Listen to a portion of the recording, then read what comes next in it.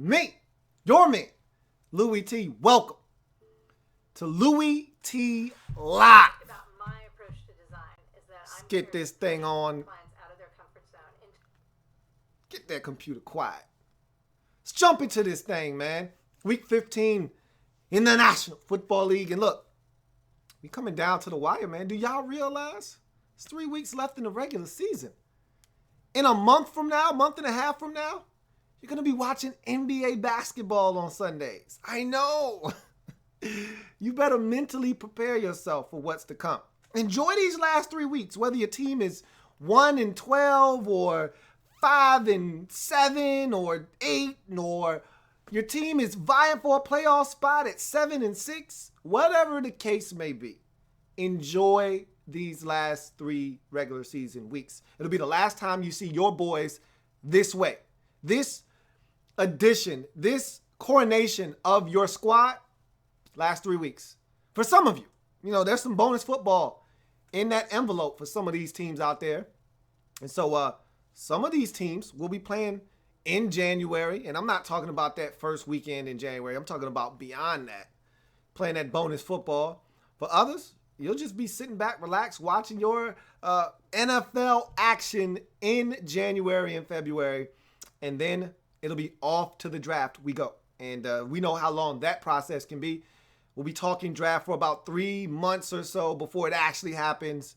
And then we'll get on to the business of everyone having a chance, and we'll do it all over again. But, man, it's a long time from February till we actually get some meaningful football in September. So, again, enjoy these final 3 regular season weeks, because once it's gone, it's not coming back until next season. And that's going to be a while from now. So, week 14, interesting week in football, okay? A lot of teams kept their season alive. Some teams saw their season die right before their very eyes.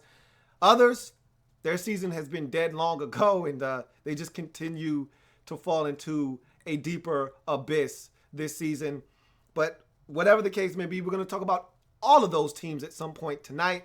Jeff Fisher finally meets his fate in Los Angeles. So many different topics. Michael Floyd is out in Arizona. Look, you could talk about Michael Floyd and the tough season he's had this year and the DUI and all the off-the-field issues he's had. Still a good receiver out on the market that can help someone in the future. If you're a team like the Indianapolis Colts that maybe could use another target, a bigger target, hey, maybe Michael Floyd's your man. For some other teams out there like the Browns, starving for talent at a position like receiver, or the Los Angeles Rams for that matter, maybe you need to pick up the phone, call his agent, find out what's good with this guy, see how committed he is to playing football, and see where his head is right now after being released.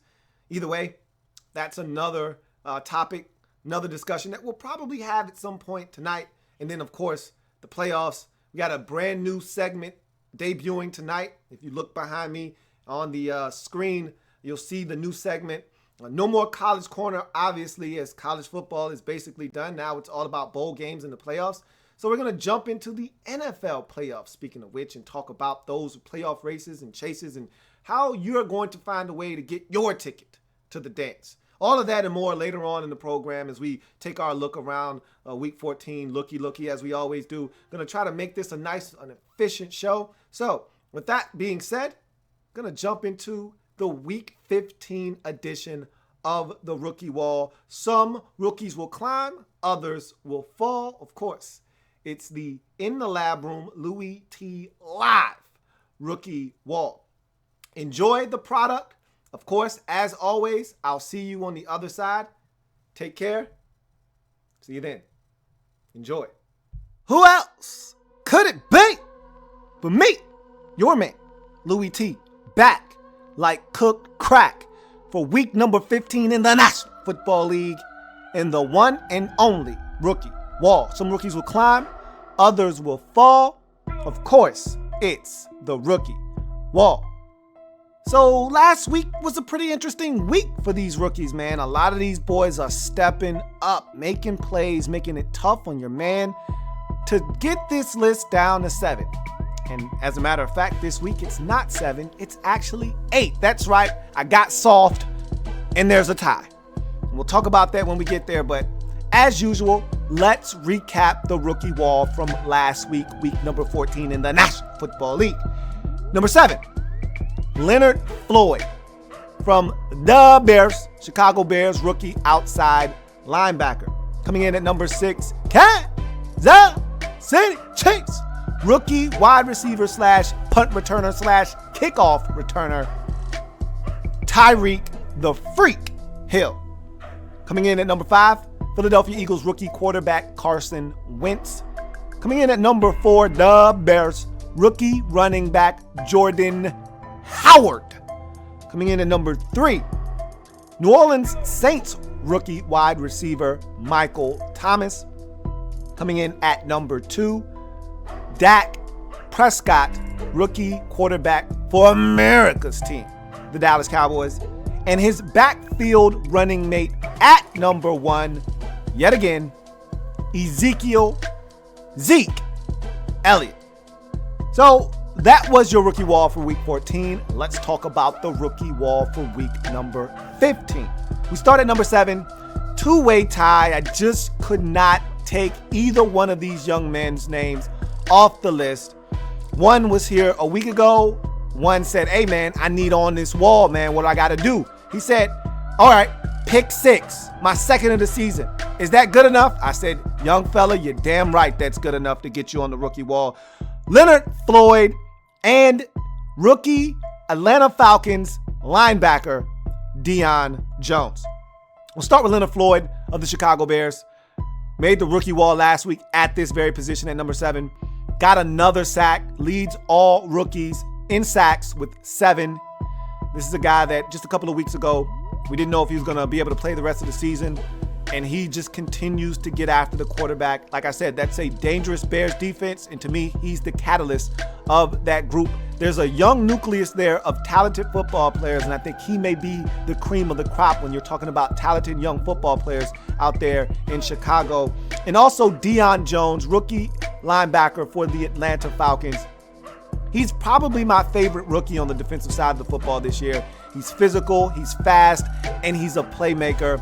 Second among rookies in tackles this season behind his teammate, Keanu Neal. And this guy just finds himself around the football, picks off Jared Goff on Sunday, takes it to the crib, his second pick 6. The only rookie this season to have done that, 2 pick 6s on the season for this young, talented rookie linebacker. I think he's going to be the face of that Falcons defense when it's all said and done. He's that talented.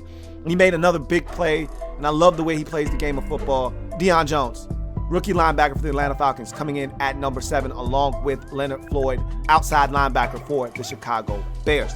You go to number 6 on the rookie wall this week for week number 15 in the National Football League. You're talking about Philadelphia Eagles rookie quarterback Carson Wentz. A strong showing by him on Sunday versus the Redskins, albeit in a losing effort. A big interception in the red zone hurt his team early in the ball game, but I thought he was fabulous throughout the day. Looked more like the guy that we saw earlier in the season that was tearing it up than the guy that we've seen of late that's been prone to turnovers. Did have 2 mistakes, took a sack late in the game, fumbled the football. That proved to be the difference. Also, the pick in the red zone, in the end zone, that also cost his team. But I thought he was phenomenal. Gave his team a chance. Like I said, it's more of an indictment about the talent around him than it is Carson Wentz himself. And that's why he's still on the rookie wall at number 6. You go to number 5 on the rookie wall this week. Chicago Bears rookie running back Jordan Howard.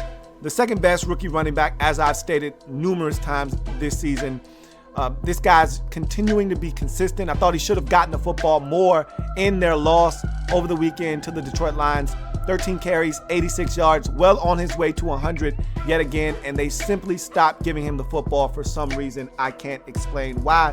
Nonetheless, Jordan Howard continues to be a factor out there in Chicago. And like I said before, the second best running back, of course, behind Ezekiel Elliott. He comes in at number 5. Checking in at number 4. And it's so easy because these games get played on Thursdays sometimes to go out of sight, out of mind. But if you watch the game on Thursday night between the Oakland Raiders and the Kansas City Chiefs, you cannot forget about the performance of one Tyreek the Freak Hill as he continues to light it up this season for the Kansas City Chiefs. Another magnificent performance. He had a touchdown grab early in the game and capped off a 21-point second quarter for the Chiefs with a kickoff return for a touchdown, or excuse me, a punt return for a touchdown. This guy is phenomenal. The speed is so breathtaking. He continues to make plays week after week. And again, the Chiefs really only signed up for what this guy could provide from a special team standpoint. They had no idea what they were going to get from a receiving standpoint. And he has been just as good a receiver as he has been a return man this season. And that they did not bargain for. Tyreek Hill steadily climbing up the rookie wall, up from his debut of 7 to 5 last week, up to number 4 this week. You go to number 3 on the rookie wall, and it's the guy that did not play last week. And really what's saving him right now and keeping him at the same spot is the body of work that he's put forth this season. But I'll tell you what, if he doesn't play this week, if he doesn't produce this week, he will find himself moving in the wrong direction on this rookie wall. I'm talking about New Orleans Saints rookie wide receiver Michael Thomas. Again, did not play in the loss over the weekend to the Tampa Bay Buccaneers. They could have used him. Saints only mustered 11 points. Drew Brees with another bad performance, another 3 interceptions, no touchdowns, much like the performance the week prior versus Detroit. They could have used Thomas in this football game, but he's nursing an injury. Hopefully he'll be able to get back on the field this week as the Saints are on the road in Arizona. They're going to need him against that Arizona Cardinals team in the desert. But if he does not play, if he does not produce in week 15, he will find himself moving on this wall. But nonetheless, Michael Thomas and his body of work continues to keep him at number 3 on the rookie wall. Before we get to the number 2 and 1 spots on this rookie wall, let's quickly recap the rookie wall from week 15 thus far. Checking in at number 7, a two-way tie. Chicago Bears, Bears, rookie outside linebacker Leonard Floyd and Atlanta Falcons linebacker Deion Jones coming in at number 7. Coming in at number 6, Philadelphia Eagles rookie quarterback Carson Wentz. Coming in at number 5, the Bears rookie running back Jordan Howard. Coming in at number 4, Kansas City Chiefs rookie wide receiver slash punt returner slash kick returner Tyreek the Freak Hill. Coming in at number 3, New Orleans Saints rookie wide receiver Michael Thomas. Now we get to the final 2 spots on the rookie wall this week, and they haven't changed, nor will they change. Dak Prescott, Dallas Cowboys rookie quarterback, and at number 1, Dallas Cowboys rookie running back Zeke Elliott. Dak Prescott, not one of his finer performances in the Cowboys' first loss in 11 games, as they were not victorious for the first time since week 1, losing to the same team they lost to in week 1, the New York Giants. Prescott arguably had his worst game of the season, throwing 2 picks, doubling his pick total for the season. He now stands at 20 touchdowns, 4 INTs on the season, and was overtaken for most passing yards among rookies by Carson Wentz over the weekend. So it was not a great weekend. And of course, to top all of those things, they didn't get the victory in New York. And he was really sloppy. He looked like a rookie for the first time. He looked mortal for the first time all year long. Didn't run, didn't use his legs, took some sacks, made some poor decisions. Teammates didn't help him all that much. Guys could have made plays. Bryce Butler dropped a touchdown. Dak Prescott threw a great ball on a slant to Dez Bryant, who fell and it got picked off. Dez Bryant fumbled the ball. So not all of this was on Dak Prescott, but it was not one of his final performances. But nonetheless, the body of work speaks for itself. By far and away the best rookie quarterback this season, Dak Prescott, still your number 2 member of the rookie wall. And at number 1 is Ezekiel Elliott, your runaway slam dunk rookie of the year, without a doubt. The question is, can he get his hands on the MVP trophy? That is highly unlikely. They usually don't give it to running backs, especially when he's a rookie. But I will say this much, this guy is a deserving candidate, at least to have his name in the discussion for sure. Had another 100-yard performance versus the Giants. A lot of those yards were gained in the first half of this game.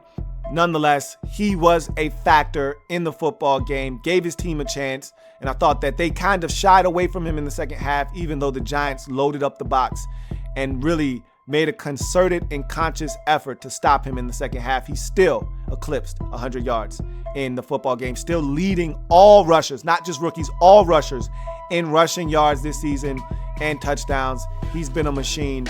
Ezekiel Elliott still number one on the rookie wall.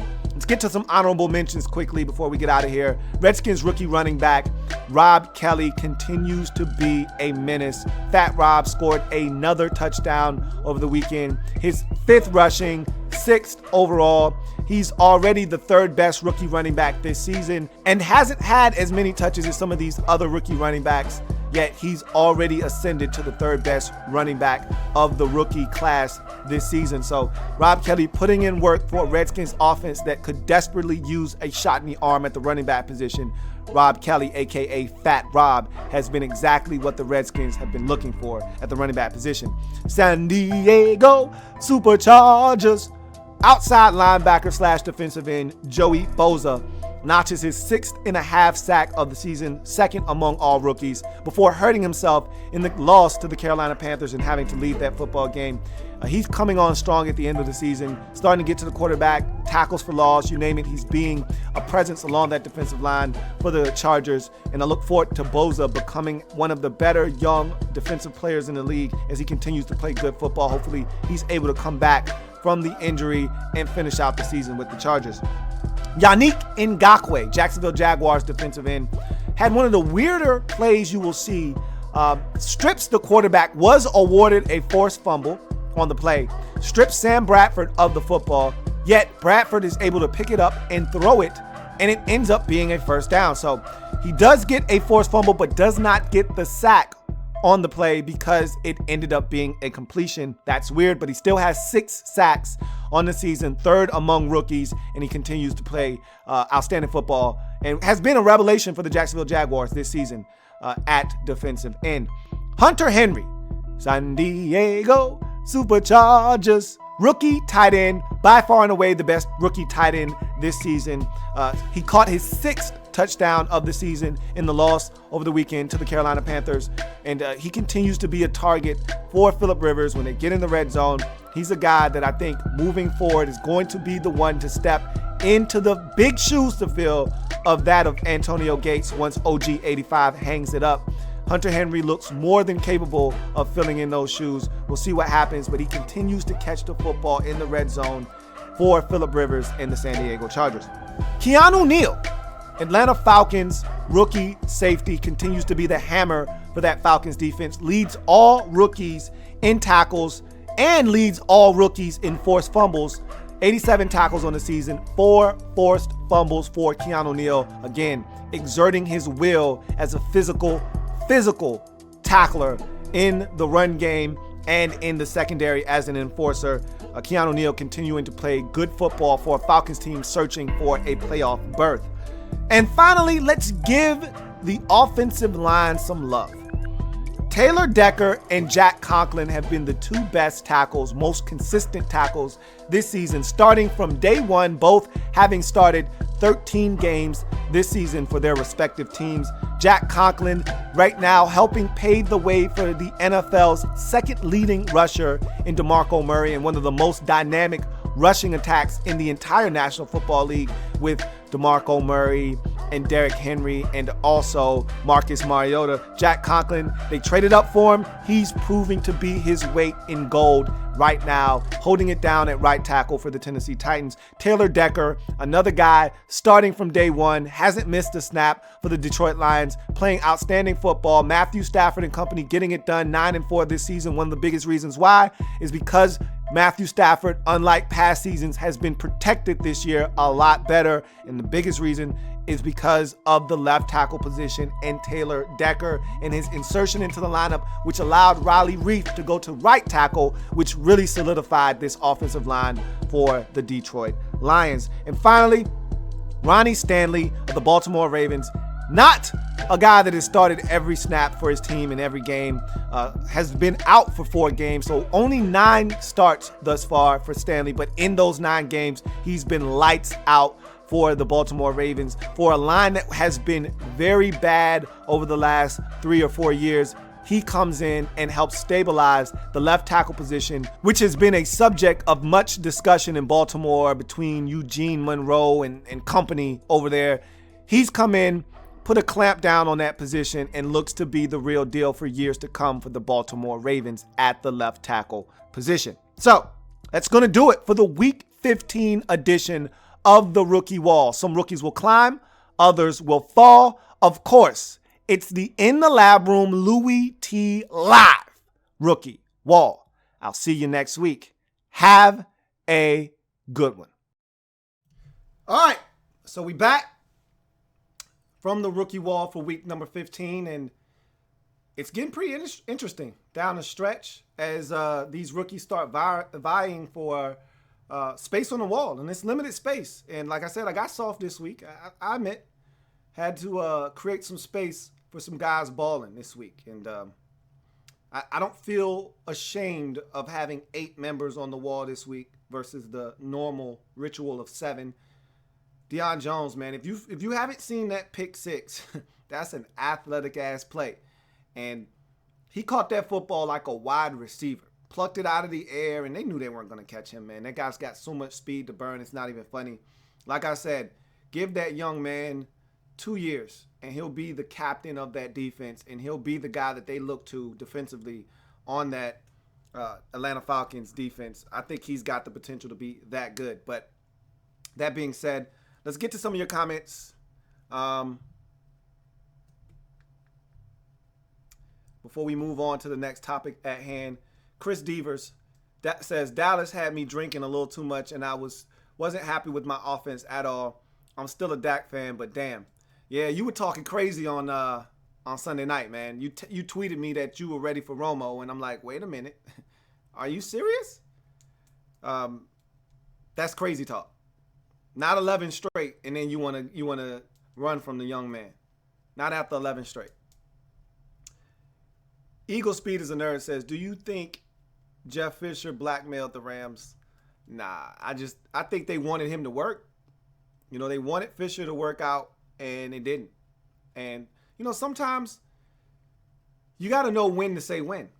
And the Rams simply didn't know when to say when. And I think a lot of them holding on to Fisher for the extra year, because you could argue that the first 4 years, they were warranted. You know, he hadn't had any success, but you kept telling yourself next year is going to be the year. But the reason I think they stuck with him the extra year was the move. You know, when you're moving a franchise and you're taking a franchise from one location to another, it's a tough transition just moving itself, you know, let alone having to deal with all of the other logistics and other issues that you have to deal with uprooting a team and a franchise from one location to another. The last thing you really want to deal with is change in the front office or the head coach. It's already enough as it is, change. You don't need more. So I think that's why he got the extra year.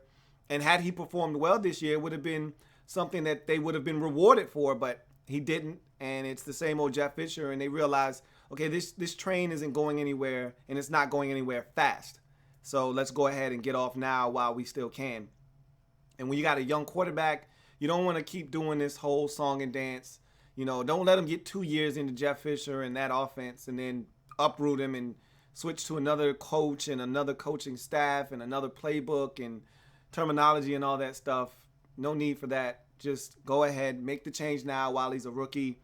And See if you can't get a new scheme in there, one that fits his skill set better. You don't want this kid to be destroyed before he even gets a real shot in this league. Find a real offense. Surround him with pieces that can help him succeed and get any toxicity that's in that building out of it. And I think Jeff Fisher was the biggest polluter in that building. The Black Al Bundy says, what it do, Lou? What it do, man? What's good with you? Good to have you here, man. Black Al Bundy says, my ass pulled a Money Miz, went from the penthouse to the outhouse with my picks last week, man. Shaking my head. Oh, really? Okay, we gonna find out, man. It's not hard to do now.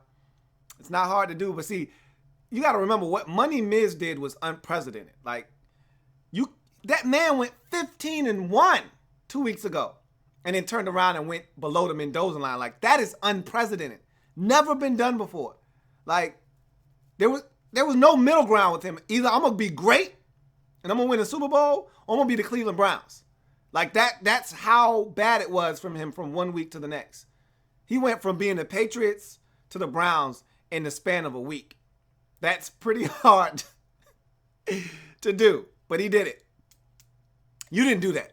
You probably went from being the Carolina Panthers of 2015 to the Carolina Panthers of 2016, which isn't great, but it's not that bad.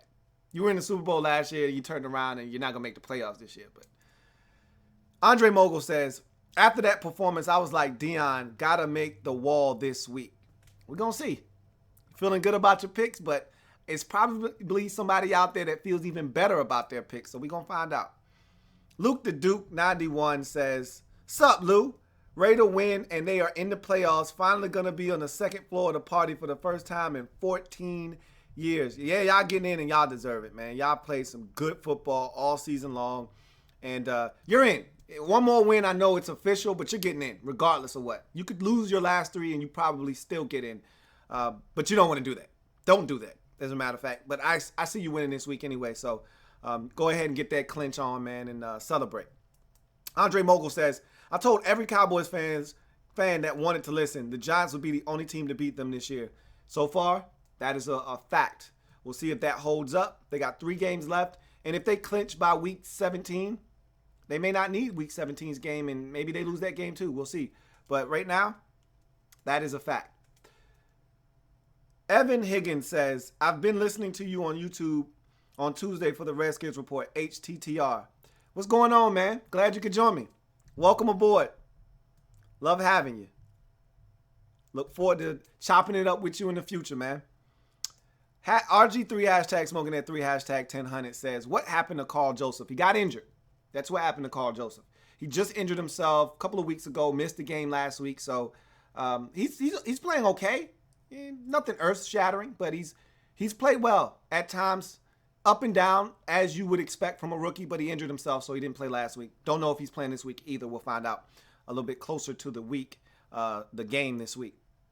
Evan Higgins says, sorry, I meant to continue to write. I'd rather listen to you than the analysts on ESPN's talk shows. Hey, I appreciate that, man. I'm just a little bit of a change-up, man. You know, those boys are giving you the straight fastball.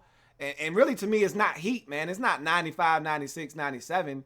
It's more like that 91, 92 mile an hour fastball. It's you can hit it. You can make contact with it. But I'm just a little change up, man. I'm that nasty hook, that nasty curveball, man. When you get sick of that fastball right down the middle, come get this change up, man. That's what I'm here for. I'm here to offer you another option. You know, and if you like this option, man, I'd love it if you come back and join me. So I appreciate that. The Q-Bone. What's going on, Q? Long time no see, man. It seems like it's been a while. I think you're back because Jeff Fisher finally got canned and you're excited. Let's see what this comment is talking about. I was so happy when Fisher got fired. What did I say? What are your thoughts on interim head coach John Fossil? Well, you know he's from a coaching background. Obviously, his dad being Jim Fossil. He could be one of those prodigies. If I'm not mistaken, he was your special teams coordinator. And he's been a good one for quite some time. If I'm not mistaken, and don't quote me on this. But maybe he's one of those John Harbaugh guys. You never know. You don't know until you give these guys a shot. And these last 3 games of the season, I'm not saying he's going to get this job. But much like Bruce Arians, if you recall, or even Todd Bowles, if you want to get a more comparable situation. Todd Bowles, I think he had the last 2 or 3 games for the Dolphins one year when they fired. I think it might have been like Tony Sperano got fired, and he got the last like 2 or 3 games that season, and he did a good job. He didn't get a job right away, but it was that little interim stint coupled with his interview with the Jets that got him the job. Of course, he did a hell of a job as a defensive coordinator in Philly and Arizona before then, but it was still, they could say, hey, we've seen what you've done as a coach before. There's a little bit of a body of work there that precedes you. We know what we're getting, and we want to see what you can do as the Jets head coach. This could be John Fossil's opportunity. Not saying that he's going to win the job, but we've seen this happen in the past. But normally it's a larger sample size. When Jason Garrett got the job in Dallas, Wade Phillips gets fired like midway through the season, and Jason Garrett comes along, wins like 5 out of the final or 3 out of the last 6 games or so, whatever it was, impressed Jerry Jones, ended up sticking on as coach. We've seen this done before, in the league. I think it happened last season, if I'm not mistaken, in Tennessee with their head coaching situation. Mike Mularkey became the interim once they got rid of Ken Wisenhunt, did a good enough job. And they said, you know what? We want to keep this continuity with our young quarterback. It's your job. The job's yours. So we'll see. But again, that was a larger sample size as well. Fossil only going to get 3 games. I doubt that'll be a large enough sample size for him to get this actual Los Angeles Rams job. But we shall see. Stranger things have happened. T. Little says Eagles could pick up Floyd. Obviously, that could be a landing destination for him as well. There are a number of teams out there that could use a big body receiver that's talented like Michael Floyd. He had a down season this year, I will admit, but the guy's talented, and with his head screwed on straight, maybe this DUI and his subsequent cut, he wasn't going to be back in Arizona anyway. I think it was going to be over at season's end. It just, this DUI, I think all it did was expedite the process. Nonetheless, he's a talented football player, and maybe this DUI and him getting cut will be the final straw in what is needed for him to change his life around and start focusing on the football field, because this guy's a talented football player. Make no mistake about it. And he can help someone on the football field. And Philadelphia would be a great landing destination for him because they could use as many targets as they can get their hands on out in Philadelphia. T. Littles also says, what do you think of the matchup between the Cowboys receivers versus Tampa Bay secondary? It's going to be an interesting matchup, but I think the Cowboys receivers have the advantage there. The key is going to be that Tampa front versus the Cowboys offensive line. If the Tampa front can dominate, they can do what the Giants did and really befuddle the young rookie quarterback, force him into some errant throws and some mistakes. He refused to run against the Giants. He's going to need to use his legs against this Tampa defense. If they can find a way to get a little bit of pressure, slow down Ezekiel Elliott, then that secondary of the Buccaneers does have a chance. But I think the Cowboys receivers are superior to the Tampa Bay Buccaneers secondary. I tell you what, though, Vernon Hargreaves III has been playing some much better football of late. Got his first pick of his career last week. Made a nice tackle at the beginning of the game. He's playing with some confidence now, and I think this secondary is starting to play with some confidence. But again, it all starts up front for the Buccaneers. I love their linebackers. I think that's the heart and soul of their defense between Levante David and a guy that I didn't expect this from as soon as we've seen it. Their other linebacker out of LSU, his name escapes me right now, but he's playing some outstanding football. And to me, he's the emotional leader of that defense. And I'm pretty sure either you'll tell me what his name is or it'll come to me eventually. But in any event, the Buccaneers front, to me, is where this game will be won or lost. If they're dominated up front, those corners won't stand a chance against the Cowboys receivers. But if they can get some pressure, those Buccaneers corners and those linebackers have been very opportunistic of late, getting their hands on footballs. Quan Alexander is his name. It just came to me. He's the heart and soul of that defense. When he's playing well, when he's getting his hands on footballs, that's a dangerous Buccaneers defense. Eagle Speed is a nerd says, Jared Goff is a bust or he just plays for a bad team. It's too early to use the B word, man. Don't do that. We're talking about a rookie here, a dysfunctional organization. Don't do that. Again, you know how I am. That's a pet peeve of mine. Don't start calling people bust, players bust after year one. And I say this all the time. I mean this when I say it. And if you don't hear anything else that I say, remember this. Remember that I said this over and over again.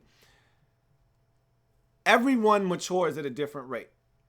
In life, hey, you might have been mature at the age of 16. You might have been acting way beyond your years at 16. There are still people that are out at the club right now, the drunk uncle at the bar at 36. Haven't grown up yet. Still doing the same things they were doing at 16, at 18, at 20. It's different for everyone. For some, the light bulb comes on at 24 and you figure out what your purpose is in life. For others, that light bulb may not come on till you're 30. For others, it comes on at 15, and by the time you're 18, you're working a job that pays you 6 figures. For some, that's how it goes. But it happens at a different rate of speed for everyone. No two people are the same, even twins, okay? Same with football players. Same applies, okay? You can't go off of Carson Wentz's success and say, well, Wentz is the better quarterback, Jared Goff is a bust. No, that's not the case. Doesn't have to be, at least. Maybe he ultimately is a bust, but you can't say that after year one. Bossaholic. These people need to learn that Romo can't play a full season. He's damaged goods. That is a fact. But he doesn't need to play a full season. They just need him for this stretch run. And I don't think that they need to do anything with Dak. They don't need to do anything with Romo. Let his ass sit down on the bench. If something were to happen to Dak, or Dak is absolutely playing horrific football, making bad decisions, turning the football over, then you make the move. But when that time is and how do you make that decision, I don't know what to say to you. The only way I think Tony Romo should play, honestly speaking, is if Dak Prescott gets injured. That's the only way, because to me, unless he throws 3 first-half interceptions, you don't take him out, because what do you do to the psyche of Dak Prescott at that point? I mean, if you take him out, let's say he's 10 of 21 for 1 interception, 84 yards, and the Cowboys only mustered 2 field goals in the first half, and they're down 17-6 at the half in a playoff game. Do you bench Dak Prescott? No, you don't. Because guess what? What if Tony Romo comes in, you win the game, you can't go back to Dak Prescott after that. He's damaged goods at that point. And I get it. I understand, but trust when I say, Dak Prescott is the guy now and into the future, and you need to allow him to play. Whether it's good or bad, let him play himself out of a funk. If he's struggling in a game, let him figure it out. Don't start playing musical chairs with this guy and pulling him in and yanking him out. It's not a way to mature a quarterback. It's not a way to develop the psyche and the mental toughness of a quarterback. You need a quarterback that when he's struggling, he can get himself out of that funk. You take him out of the game and he's not learning how to persevere and overcome a rough start to a game. Every game's not going to be pretty. But as we all know, the day and age that we live in, and the media market that we live in, and how we live in a 30-minute news cycle, and the instant gratification. Everybody wants it now. So if he plays bad again against Tampa Bay, is that Tony Romo siren going to sound off even louder or what? It's going to be crazy. But to me, it's nonsense right now. In any event, Andre Mogul says, I heard the fans had a lot to do with Fisher's can. Plus, there was way more Falcons fans there than Rams. I just think it was everything. The ass whooping, the comments he made after he got the extension about GM Les Snead, and that's just a toxic relationship. And the fact that he's been a loser since he's gotten to Los Angeles, and the team wasn't responding, obviously. So I think it was just a combination of everything at that point. Andre Mogul says, I was referring to Deion Jones. Earlier, I think when you made that comment and you said Deion, I didn't know what the hell you were talking about. Okay. T. Little says, you probably mentioned this, but how can I get in on the upcoming week predictions? Simple. All you do, you got 2 options. You can go to the Louie Tee Network on YouTube, click on the actual channel. There you will find a tab called Discussion. Click on that tab, and it will take you to the discussion chat room where you can leave your picks in the comment section there. Or you can go to my Facebook page, and you should already be a member of my Facebook page, or you should have already liked my Facebook page. If you haven't, shame on you. But if you have not, it's In the Lab Room. That's the Facebook page. In the Lab Room is the Facebook page. So you would go up there, and it's a tab there that says Play Game. You click on that tab, it'll take you straight to where you leave your picks, and voila, you're locked in for that week's picks. Just make sure you put all of the games, ALL, all. Make sure you pick all of them. And I would prefer you to just give me the winners. Don't need you to tell me what team is playing which. Just give me the winners. If you want to tell me which team is playing which and you want to show me which one you think is better, that's cool. I don't mind. But if you want it to be more efficient, just give me the winners. But that's how you do that. T. Little says, worried about Seattle? I am. I talked about that in the video when I broke down the loss to Green Bay over the weekend. A little concerned about them. This game upcoming versus the Rams will tell me a little bit as to where their mindset is, because this is a Rams team that they struggle with. But they just ousted Fisher. This is a good opportunity for them to get back on their feet and get another blowout win at home on primetime like they did against Carolina. Will they do that, or will they struggle with this Rams football team like they customarily do? If they struggle in this game, then I will really be concerned, because, again, the Earl Thomas situation, that's something that I think is real. That's real. That's not a made-up problem. That's real. That's a situation that I'm concerned about. But I'm concerned about this offense as well. You know, they're on and off offense, and it's almost playoff time. Like, you can't come into the playoffs, you know, scoring 9 points, 14 points, and thinking you're going to beat playoff teams. You can get away with that against bad teams, not playoff teams. So they got to ratchet it up. They struggled against Tampa. They struggled against Green Bay. These are all teams vying for a playoff spot. They beat up on the Little Sisters of the Poor. Okay, they'll beat up on the 49ers. They'll beat up on the Panthers. But they're not beating up on the teams that are good, that are vying for playoff spots, and they're not playing well on the road either. The last time they won on the road was New England. That was impressive. But since then, they've struggled on the road. So, yes, I'm worried about Seattle. T. Little says, who's the scariest underdog out of both conferences most likely to make the playoffs? We'll talk about that a little bit later on. We got a new segment tonight that we're debuting, and save that question for then. Maybe if I can remember to answer it, I will then. Bossaholic says, what position would you play if you played a game of pickup? Talking football or basketball? That's the question I need to know. Football or basketball? You talking football? I'll go ahead and answer it anyway. You talking football, I'm a receiver. I'm a receiver, and I'm a DB. Safety, corner, doesn't matter to me. We playing basketball? Most likely a 2-guard. I mean, I got a nasty stroke, boy. I get hot, it's a game over. It's a wrap. I got a J. Can't do much else. I'm a 3-and-D guy. If I was in the league, I'd be a 3-and-D guy. I'll lock your ass down on defense, and I can shoot. My handles aren't the best. It's enough to get to the cup, but I'm not one of these dudes that's doing a whole ton of dribbling. I dribble so that I can score. I don't dribble to try to embarrass anybody or do this or do that. I shoot to set up my ability to get to the cup. I just gave you a breakdown of my game, didn't I? That was so unnecessary. AdaProbe 9000 says, what up, Lou? I know we talked about it last night, but this is a big week for our boys. A revenge win against Carolina and a loss for Tampa Bay will really help our playoff chances. Hell, brother. Indeed, they will.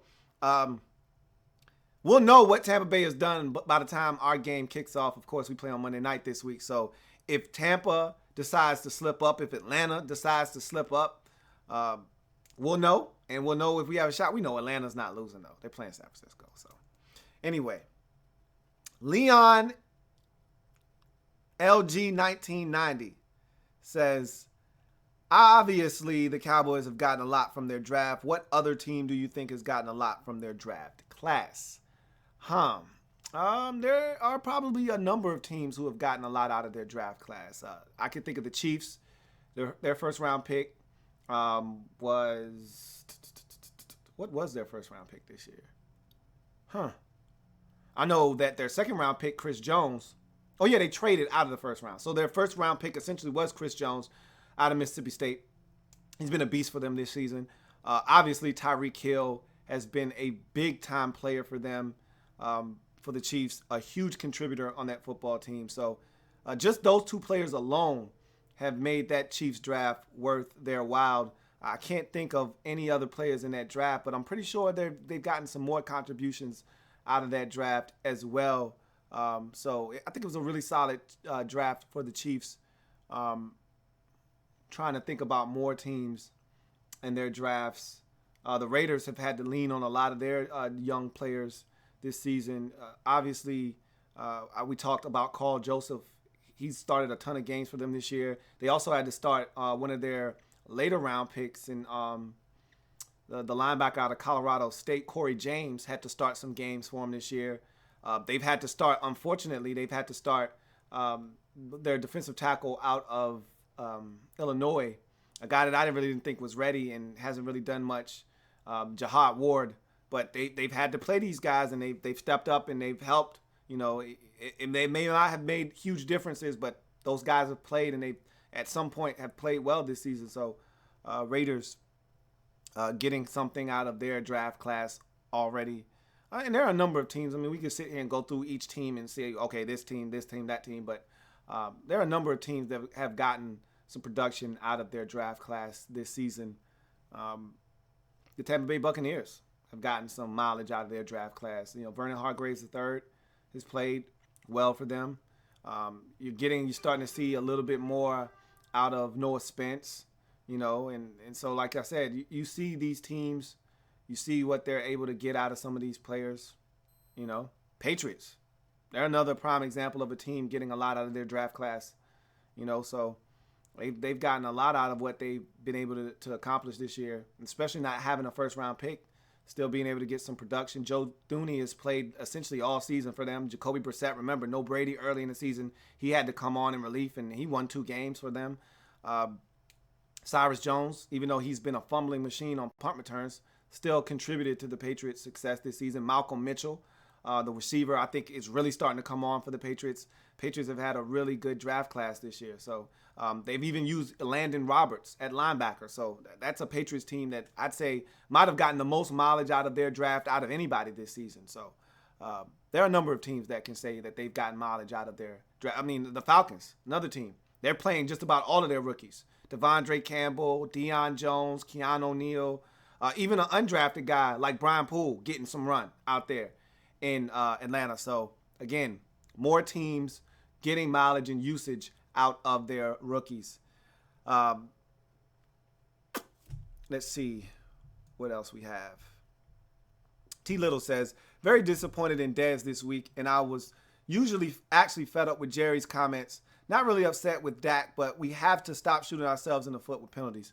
It was just a weird game. Penalties. You had Dez with the fall that led to a pick. You had Bryce Butler having an opportunity on the first possession to make a play, and he didn't, or a second possession. You had an opportunity where Dez caught the football late in the game and fumbles. I mean, it was just a ton of mistakes by this Cowboys team. I thought Dak should have used his legs a little bit more. I thought he was tentative back there, and where in other games he was creating with his legs, like he did against Minnesota the week prior, he refused to do that in this game. And that's a part of his game that Tony Romo doesn't bring to the table anymore. A young Tony Romo could. This older Tony Romo can't. And that's part of the reason why he's in there. Because of the dual threat nature of what he brings to the table. The ability to hurt you with not only his arm, but his legs as well. And I didn't think he brought his legs to the table with him in this past game. And I thought that was as big a reason why he struggled as any, in that game. Bossaholic says, LOL, you got that NBA draft profile down. Yeah, I did. I'm sorry about that. I could go off on little tangents like that sometimes, man. Non sequiturs, as they call them. Enrique Valencia says, Irsay said during an interview that he's keeping Pagano and Grigson. With that being said, I might be looking for a new team. Any room left on the Redskins bandwagon? Don't do that, man. Eventually, those guys will be gone. That's frustrating that still nothing is changing. This is a disappointing year for the Colts. I thought this would be a bounce-back season, and it wasn't. And some of it is due to injuries. A lot of it is due to injuries, but some of it is just due to inconsistency with the team itself, and then the lack of talent in certain areas. And I just feel like There needs to be a change there. Something. But maybe they don't feel that way. And sometimes patience is a virtue. And we'll see if this is one of those situations or not. I'm not one to think that this is one of them, but maybe it is. The Cubone says, if the Browns go winless this season, most likely going to happen. Should Hugh Jackson be fired? I personally don't think so, but I can understand why they would. No, he doesn't need to be fired. It's been a long year. It's been a bad year. You knew what – this is the thing. I keep telling Hugh, when Hugh's looking like a man that wants to be shot, I say, Hugh, you knew what you were signing up for. You tried to lie to us at the beginning of the season and tell us, oh, it's not that bad and we're going to win now and we're not looking to lose. We're looking to win right now. I said, Hugh, save it for somebody that believes that nonsense. Don't kick that garbage over here, man. We know the truth. It's okay. And, you know, sometimes you gotta tell yourself stuff to pump you up. He knew they stunk. He knew they weren't going to be a good team. He knew that. From the time he set foot there, he knew they weren't going to be a good team. But you try to make chicken salad out of chicken shit, and it just didn't happen this year. No, he doesn't. You see, if they fire him, it's more of the same in Cleveland. That's the problem. You can't keep changing head coaches and front office personnel every other year like we change underwear and socks. You got to hold on to some of these dudes and try to figure it out. I think they got the front office situation squared away with Sashi Brown and John DePodesta. And now you need to figure out if this is the head coach, but you got to give him time. Got to give him time, and you got to get more groceries. You got some stuff in the fridge. The stuff in the pantry, it's okay. It's like some last resort stuff, oodles and noodles and stuff. I don't really want to eat that. But if we don't have nothing else to eat, I guess I don't have a choice. You know, in the freezer, not much there, man. Now, it's not a lot there. Not a lot of consumable groceries right now. So they got to go shopping for some more stuff. Give them some time. T. Little says, do you think JPP will be with the Giants next year? I think so. Hopefully they can work out a deal together. Jay Orion says, do you think Matt Moore is a huge drop-off from Ryan Tannehill? I don't think so. It's a big enough drop-off.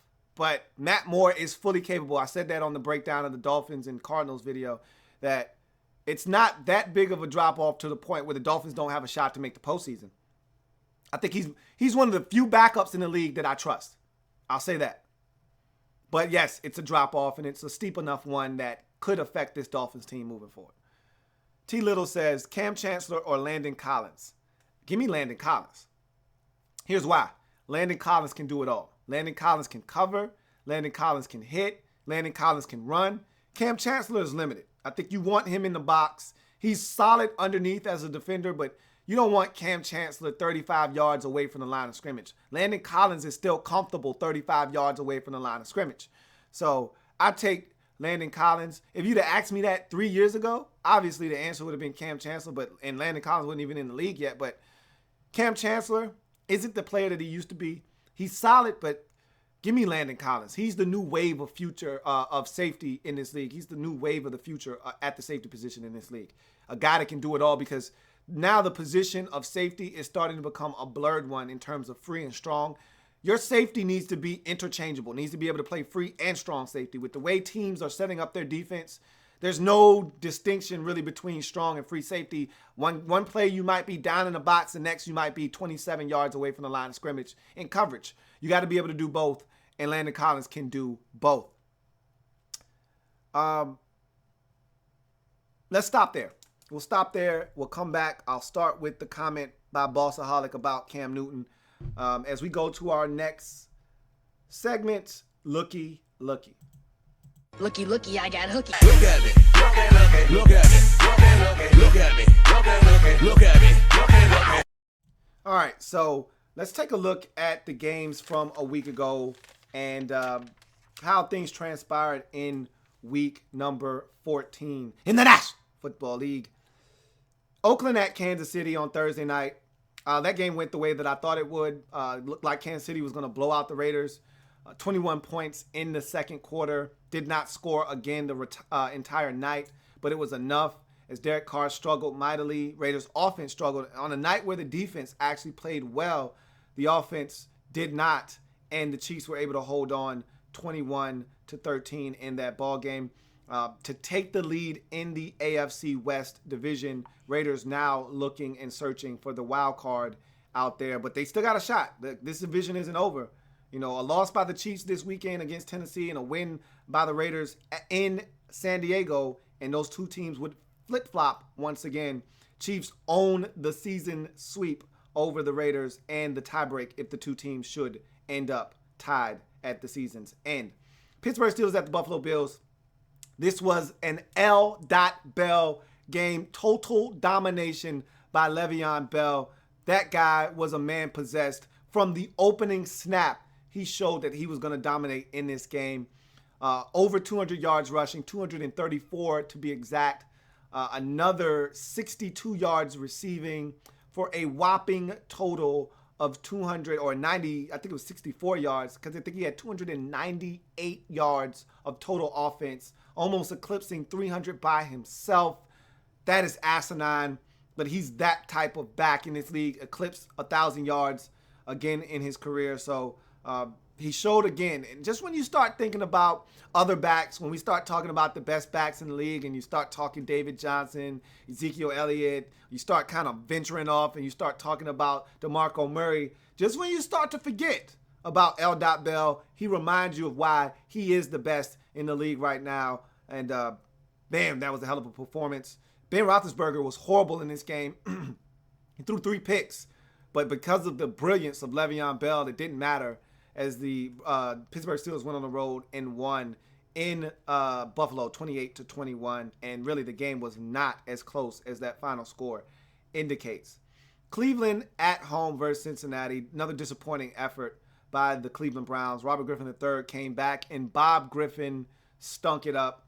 And it was his first game back. I'll cut him a little bit of slack, but I don't know if it's going to get any better moving forward. But they were pretty much out of this game in the first half. I think the score was something like 20-3 at halftime or 23-0, something along those lines. They were done by halftime, I know that much, as Cincinnati sweeps the Battle of Ohio from the Browns with the victory. Chicago at Detroit. This was a nip and tuck game. Matthew Stafford throws a pick 6 that gives the Bears a late 17-13 lead in that ball game, but Stafford, as he's done all season long, takes his team down the field in the fourth quarter with the game on the line to win, this time running it in and calling his own number as the Lions survived the Bears 20-17. It was a weird sequence at the end of this ball game.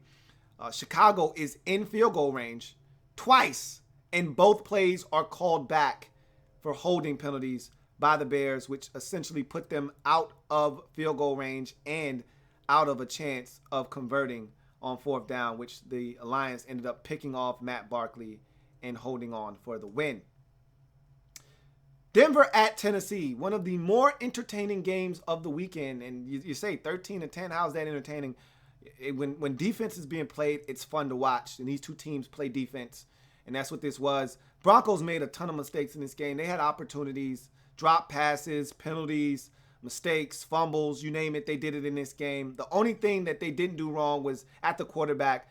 Trevor Siemian played his ass off, gave them a great chance to win. He didn't turn it over, but it's a shame that the guys around him did. A fumble by Justin Forsett, another fumble by a Broncos receiver at the end to put this game out of reach, as the Titans, who started out this game 13-0, hold on for a 13-10 victory. The biggest storyline coming out of this game, the hit on Harry Douglas, or the hit by Harry Douglas on Chris Harris Jr. Was it dirty? Wasn't it dirty? I don't think it was dirty. I think it was unnecessary, okay? Guys get cut all the time in this league, but that play in particular, the run was basically over. It was unnecessary. Chris Harris Jr. was showing no aggression on the play because he had already basically taken his foot off the gas pedal because the play was basically done. That's why it was no need for a cut block there. But in any event, a brouhaha ensues. And of course, who was at the forefront but Aqib Talib? Nonetheless, cooler heads prevail. Titans get it done and put themselves in a position to try to steal the AFC South away from the Houston Texans. Speaking of which, Texans go on the road into Indy and win. Basically put the Indianapolis Colts in a do-or-die situation the rest of the season. They must win out, and they need help. losing and allowing the Texans to sweep them. So not only do they need to win out, they're also going to need the Texans to lose 2 out of their final 3 games in order to finish better than them, because if they finish tied, the Texans have swept the Indianapolis Colts this season and would own the tiebreaker. Texans go in there, play some great defense, do just enough on offense, and get out of Indy with the victory, getting to 7-6 on the season. Both them and the Titans tied atop the AFC South. We'll see what happens. I still think that division is going to come down to Week 17, Titans and Texans in Tennessee. Miami Dolphins at home hosting the Arizona Cardinals in a rain fest. It rained in the first half. It let up. It rained again in the second half. But the biggest storyline from this game, the injury to Ryan Tannehill. A sprained MCL and an ACL. Going to probably miss the remainder of the regular season, although I've heard conflicting reports that he may be back as soon as Week 16. I don't buy that for 1 second. I expect him at the soonest to be back in Week 17, but I think if they make the postseason, that's when you'll see Ryan Tannehill. They find a way to get it done. Tannehill was playing well, 3 touchdowns, only 1 interception before the injury. Was having himself a whale of a ball game before Calais Campbell fell into his knee, knocking him out of the ball game. Matt Moore comes in relief. The game changes. The Cardinals get back into it, ultimately tie it up before Matt Moore is able to throw the football to Kenny Stills to set them up in a position to kick the game-winning field goal. And also Juice with a big punt return, setting all of those different things up down the stretch in that ball game. Juice had a big game as the Dolphins get it done 26-23 over the Arizona Cardinals, effectively ending the Cardinals' hopes of making the postseason and keeping their own playoff hopes alive with the win. Watch the Redskins at the Philadelphia Eagles. Redskins had to have this one on the road. Eagles are basically done, and the Redskins found a way to pull it out. Was not pretty. Redskins get off to a slow start in this game, but Carson Wentz throws an interception early and fumbles late as the Redskins hold on to a 27-22 victory. A lot of craziness in this game, including the Philadelphia Eagles going to their 3rd string long snapper, which doesn't exist. Their 1st string long snapper hurt his wrist. Their 2nd string long snapper hurt his wrist. And so, because of that, they had to bring in a guy that had never long snapped in his life before, Trey Burton, a fullback on the team. And that hurt them in this game as they had a field goal that wasn't even attempted because the snap was too high. But in any event, Redskins hold on 27-22, win the game, keep themselves afloat in the NFC wildcard chase as they're on the outside looking in. The reason they're on the outside looking in still is because the Tampa Bay Buccaneers won at home versus the New Orleans Saints, 16-11. Defensive game, Buccaneers once again creating opportunities defensively, forcing turnovers. Early offense for the Buccaneers, as we've seen of late. No offense later on in the game, but it was enough as they get the victory. But they're continuing to play outstanding football on the defensive side of the ball. Quan Alexander with a tip of a pass picked off by Vernon Hargreaves III. And another game-saving interception by Keith Tandy to wrap the game up. As Drew Brees throws 3 interceptions. Also, Brent Grimes getting his hands on 1. And they get it done in this football game. A couple of missed opportunities by the Saints in this game. A missed deep ball to Brandon Cooks, who would have scored if it was on the money. And Cooks himself dropping a touchdown in the end zone, which would have given the Saints a lead late in this ball game. So a lot of mishaps, and including a ton of penalties on the Saints in this game as the Buccaneers hold on for the 16-11 victory, move to 8-5, and still keep the number 6 seed in the NFC playoff race. San Diego Chargers at the Carolina Panthers. This game was never close. Panthers jump out to a 23-7 lead at the half. Dominate this game, hold on for a 28-16 victory. The Chargers, to me, are a team that is so disappointing, but they're at the point now where you can see them starting to wave the white flag. As more players get injured, they lose Boza and their all-world running back, Melvin Gordon III, in this game. Both are looking to come back before the season's over, but again, what are you playing for at this point? If you have an injury that is lingering, just go ahead and go off into the offseason. Again, it's easier said than done, especially if you have escalators or some kind of incentive in your contract. For Melvin Gordon, maybe if you get over 1,000 yards, which he's like 3 or 4 yards away from, if you get over 1,000 yards, maybe you make another $100K. Easier for me to say, don't play the rest of the season, rest up, when there's $100K with your name on it if you can just get out there and get 3 or 4 more yards. So we'll see what happens with those players, but another loss for the Chargers and a win for the Panthers. Minnesota Vikings at the Jacksonville Jaguars. Wasn't a pretty game for the Vikings, but all they needed to do was win, and that they did, 26-16 over the Jacksonville Jaguars. Jags had opportunities in this game. Vikings had opportunities in this game. Both squandered them, but the Vikings did enough to find themselves in a winning position at game's end as they continue to be a team on the outside looking in, trying to get back into the playoffs at 7-6. New York Jets, San Francisco 49ers. Niners jumped on top of the Jets 17-0 in this game. Had an opportunity to get out on top 23-0. 2 missed field goals by Phil the Boot allowed the Jets to hang around. I think the score was 17-3. They had a chance to get it to 20-0. And if they would have gotten it to 20-0, they would have won this game. But instead they missed. They give up field position. Jets hang around. Tie this thing up at 17, send it to overtime where Bryce Petty connects with Robbie Anderson for a big gain, setting up the game-winning score by Bilal Powell, who had a career high in rushes and yards in this game. As Matt Forte was injured early, Bilal Powell came in relief, and I tell you all the time, one of the most underrated backs in this league, and he showed it in this game, dominating the 49ers and helping the Jets get a 23-17 win in overtime. Seattle Seahawks at the Green Bay Packers, probably one of the most surprising outcomes of the day, not because the Packers won, but because of how they won this game. It was never close. It was never in doubt. The Green Bay Packers dominated from the very first possession when Aaron Rodgers connected with Devontae Adams down the sidelines for a touchdown. They never looked back in this game, picked Russell Wilson off 5 times. All of those picks not on Russell Wilson, as his teammates did nothing to help him in this game. Jimmy Graham falls down on a pick. You got one that ricochets off the face mask of Doug Baldwin among the other turnovers. So it was a mess for the Seahawks in this game as they get beat up by the Green Bay Packers 28-10, maybe 28-10, 28-13, something along those lines. Game wasn't even that close. The Packers dominated this football game. It might have even gotten into the 30s. I just know the Packers dominated the Green Bay. Packers dominated the Seattle Seahawks in this game.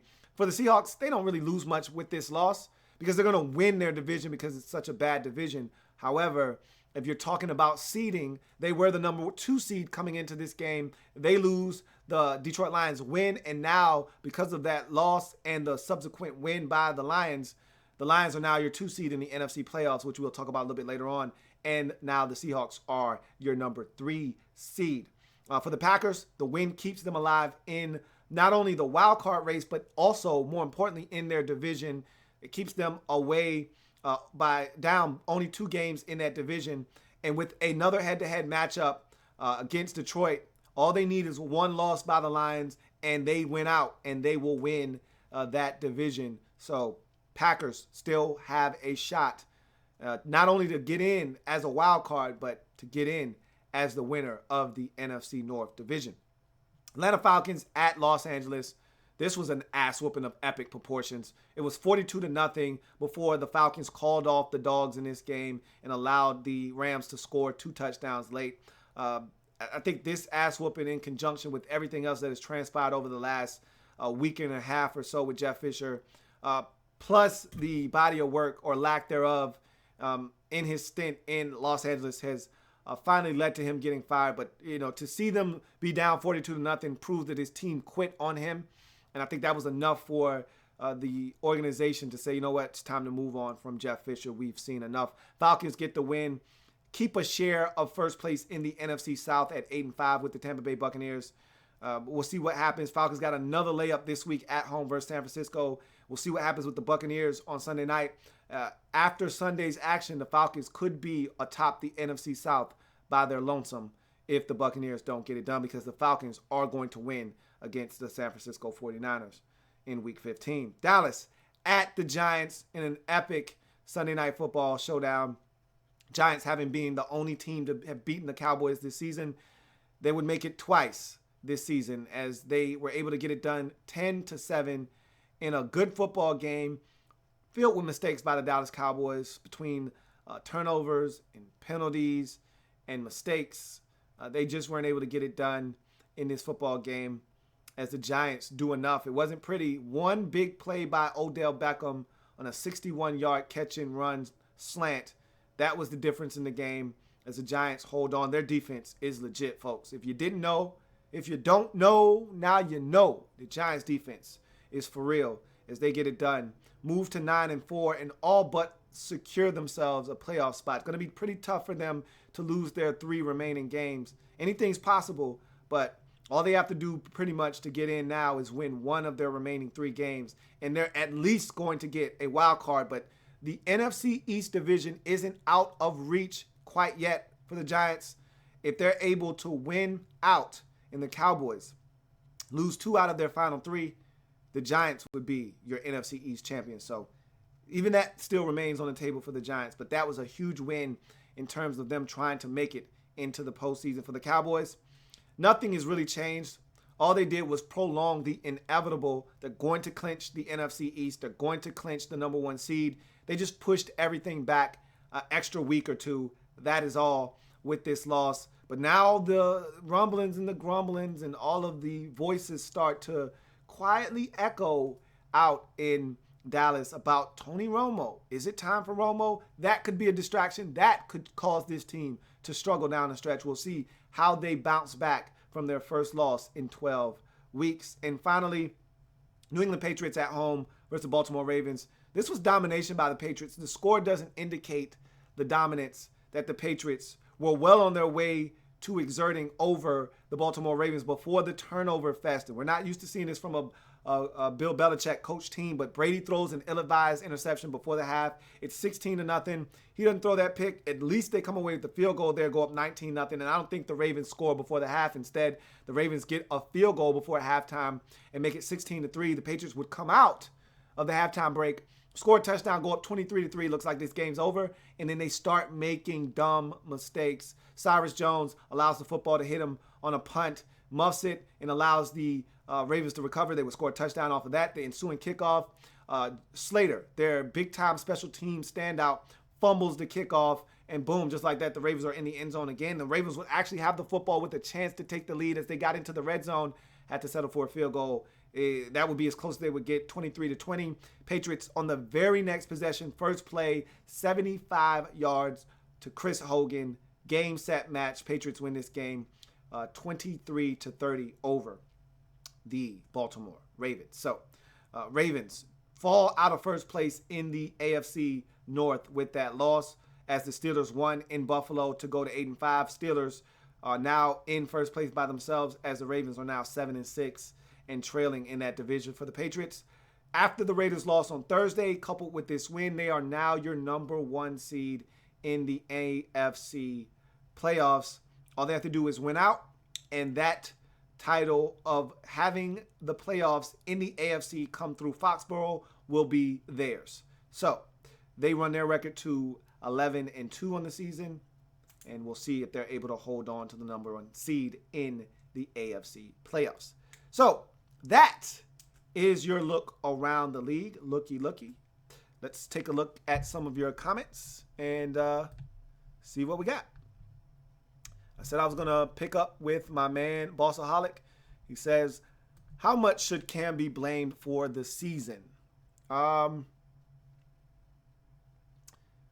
There's enough blame to go around for everyone. I think this offseason was the start of this season.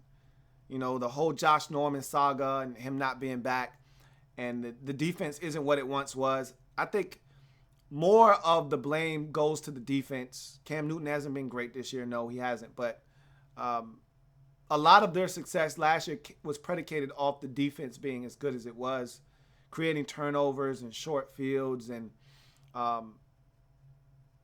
being able to really stifle teams, then run the football. Jonathan Stewart hasn't been healthy all season for the most part. There are a number of factors. I think you're missing a guy like Jericho Cotchery, a reliable receiver. Haven't really had that this year. KB comes back, and he's not the same guy. And so it's been rough. It's been a rough year. I don't think Cam Newton's the main source of problem in Carolina this year. I think there are a number of different things that come before him. If you're starting to list the reasons why the Panthers are 5-8 right now, I think you would list at least 2 or 3 different items before you get to Cam Newton. K. Michael says, who's the consensus number 1 pick coming out of college next year since there is no franchise QB? Obviously, I think the guy has to be Myles Garrett. I think a lot of teams are fascinated by, because we know what kind of league this is. It's a quarterback league or a hunting quarterback league. You either get or be got.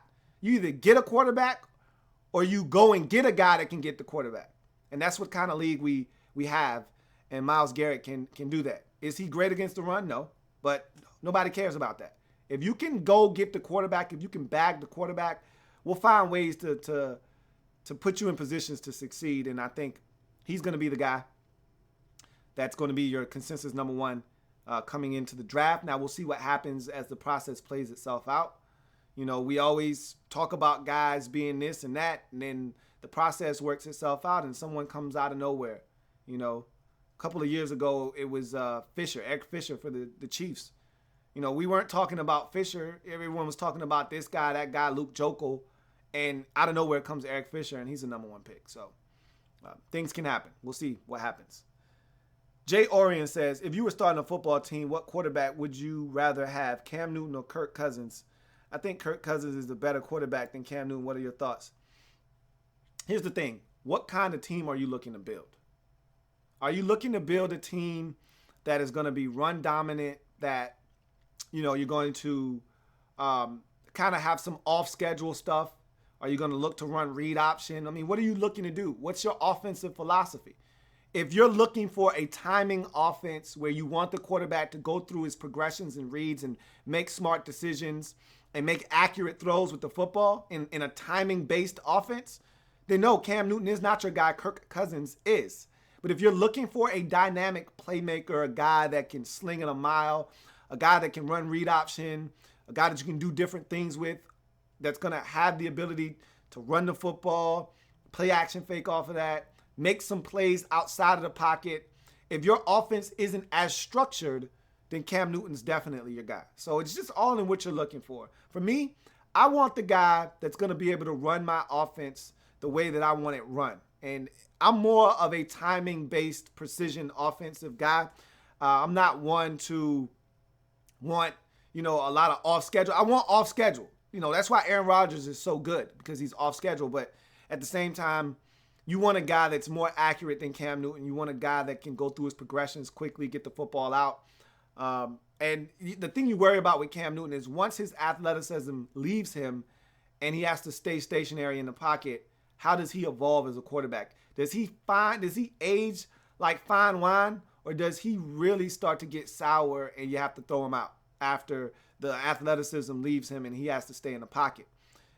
The question becomes, is he going to be Randall Cunningham at the end of his career or not? Because Randall Cunningham learned how to be a pocket passer at the end of his career.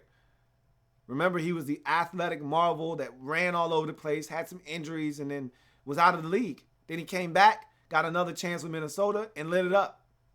Is that going to be Cam Newton? Is he going to be a guy that can find a way to throw the football effectively from the pocket, make reads, do the things he needs to do, be accurate with the football? I don't know, but it's all in what you're looking for. Me, I take Kirk Cousins, and yeah, I'm a little biased, but at the same time, I want a timing-based offense, knowing that my quarterback's going to make the right decisions, right reads, and get the football out in timing and in the rhythm of the offense.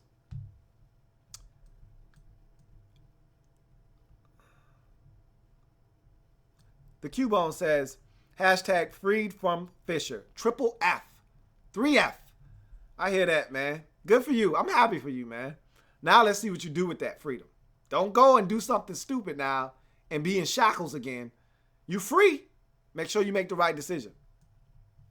Andre Mogul says, I'm starting to think Stafford lives for those fourth quarter comebacks. You do, but you don't want to be in it. Trust me, he would much rather be in the position he was in 2 weeks ago versus the Saints than the position he was in last week versus the Bears. Trust and believe that he relishes those moments in the fourth quarter when he's down. He's not afraid. He's not scared of those moments. That's what you want. You want a quarterback that with the game on the line, that's one of my criteria for being an elite quarterback. With the game on the line, can I look you in your eyes and say, hey, man, I need it? Are you gonna cower? Or are you gonna say, hey, I got you. Give me the ball. I got you. You need a field goal or a touchdown? Which one you need? He's one of those dudes that say, hey, I got you. Don't worry about it. I got it. And so, he lives for that, but he would much rather be comfortable in the fourth quarter, not having to drive his team down the field. Because, eventually you're going to run out of that juice, okay? They got the juice right now, but eventually you keep relying on these fourth quarter comebacks and you're going to run out of the juice.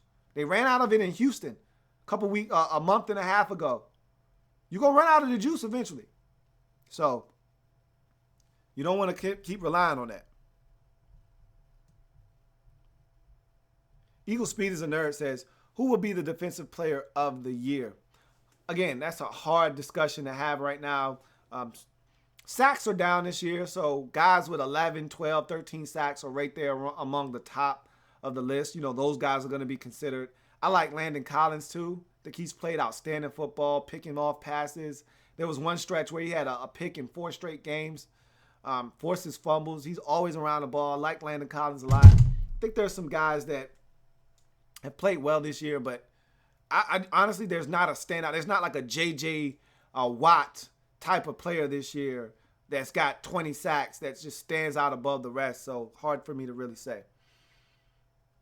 The Black Al Bundy says, you still believe in the Cowboys to win the NFC? Yeah.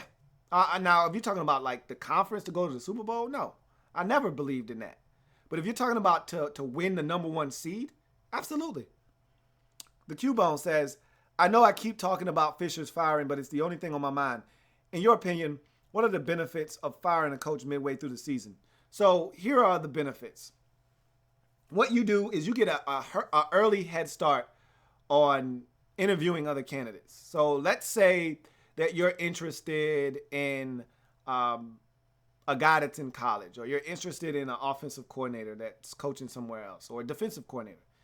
What firing Jeff Fisher does is it opens up your vacancy earlier than anybody else's. And it also gives you, let's say you got a guy on your staff that you really like and you want to see what he's about. Like a John Fossil. Okay? You give him a shot. You see what he's about and you see if he's head coaching material, And maybe he does such a good job that maybe he doesn't get the job, but you say, hey, on the next staff, this guy's got to be included on your staff. You can't get rid of him. We want to keep him here in Los Angeles. So there are a number of benefits. And sometimes your team, the voice of the old head coach, his voice falls on deaf ears. No one's listening. They tune him out. So when you get a new voice in there, you can kind of start to gauge whether it was the coach or if it's the players.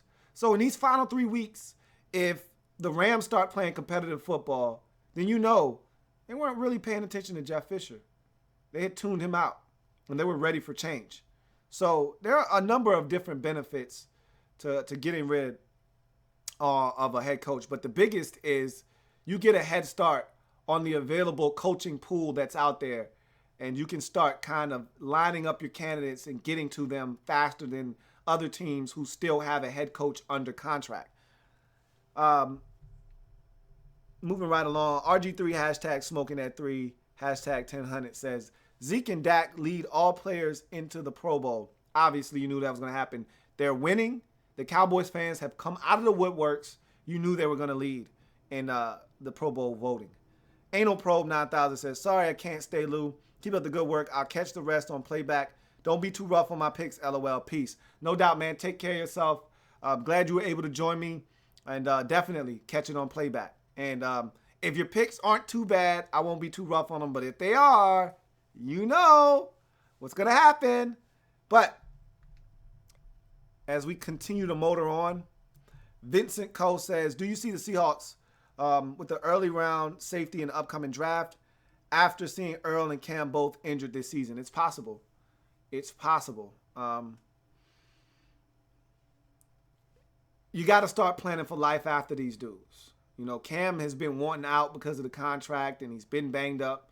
You can kind of see the writing on the wall there. If I'm the Seahawks this offseason, I might entertain the thought of trading him, seeing if I can get something for him while he's still got value, because he's not the same guy. You know, be the Patriots on this one. Get out of the Cam Chancellor business early while you can still get something for him. As far as Earl is concerned, you want Earl to come back, but you also need to be looking for another stud, because this defense runs off of key players and key spots. Safety is one of those spots for this team. Archangel says, my Falcons getting corners cut and head coaches fired. Somebody else said that to me the other day when I broke down the Falcons game, that he said we getting cats chopped up. Next on the list, San Francisco 49ers, and who knows what's going to happen there. I've been hearing Jed York might be out. Trent Baalke might be out. So maybe y'all do another team in. That's what the person was saying, and I was laughing. It was funny. But in any event, it's going to do it for Looky. Let's jump into the new segment to wrap up this season, as this will be a fixture for the last 3 weeks of this program, this season. It's going to be a fun one as we start looking forward to the playoffs. Let's get that ticket, man. Ticket to the dance. Then my team was 6-10, and we ain't smell the playoffs. Then it gets even better when your team makes the playoffs. Man, I want a ticket, man. I just want a ticket to get in the dance, man. All right, so this is the newest segment, taking the place of College Corner. Ticket to the dance is my saying for getting into the playoffs. I just want a ticket to the dance, man. I just want to get in. When they shut the doors, I want to be sitting down at one of those tables, ready to have a ball, man. And, you know, once they shut the doors to the dance, all bets are off, man. I might leave with your girl. Who knows? You never know what happens when they shut the doors to the dance. Everybody's got a chance inside the dance. And I just want a ticket. I just want to get in. And to me, of all the seasons in the last 5 to 7 years, this is the most wide open it's been in both conferences. If your team has a shot to get in, you got a shot to win the Super Bowl. It's real this year. You know, in past years, you're like, oh, man, there's 2 teams over there and there's 2 teams or 3 teams over there that can win it all, and everybody else is just playing for fun. That's not the case this year. There's no dominant team in the NFC, no team that can't be beaten at least. There's no dominant team in the AFC, even though you look at the Patriots and you say, okay, it's the Patriots, but the Patriots can be beaten this year, I think. No Gronk. I think they can be beaten. Anytime Gronk isn't in the lineup, it's a problem, even though them having an insurance policy this year with Martellus Bennett is huge, because it still gives them a viable option at tight end, but no Gronk is a problem. So it's still wide open in the AFC. It's still wide open in the NFC. So just get a ticket to the dance. So that's the premise of this segment, but we're going to talk about the teams in the race, and we'll start with the AFC side of things. And as you can see on the screen, the Patriots are your number 1 seed right now. The Chiefs are your number 2 seed after the win over the Raiders. They own the tiebreaker. Both the Raiders and the Chiefs sit at 10-3, but the Chiefs own the season sweep over the Raiders. Thus, they own the tiebreaker, so they are your number 2 seed currently in the AFC playoffs. The Raiders right now are your 5th seed. The Steelers, which is funny, just a couple of weeks ago weren't even in the playoffs. They're now your 3rd seed in the AFC playoffs. If they win that division, they'll get a home playoff game. We'll see what happens from there. As for the 4th seed, the Texans right now currently are holding that down. But again, anything can happen in that division. The Colts could come off the pace. Highly unlikely, but it's possible. But it's more likely going to be the Texans or the Titans that secure that 4th seed in the AFC playoffs. And then you have your 2 wild cards, Broncos and Raiders. Raiders currently your 5th seed at 10-3. Again, a win and a loss by the Chiefs would give them back the number 2 seed. And it's a fine line the Raiders are walking right now between being a wild card and a division winner with a bye week in a home playoff game. So they got to find a way to try to get back to that number 2 seed if at all possible, or else all the work that they've done this season will go for naught, and they'll be on the road trying to be road warriors as they've done all season long for the most part, losing their first road game of the season on Thursday Night Football to the Kansas City Chiefs.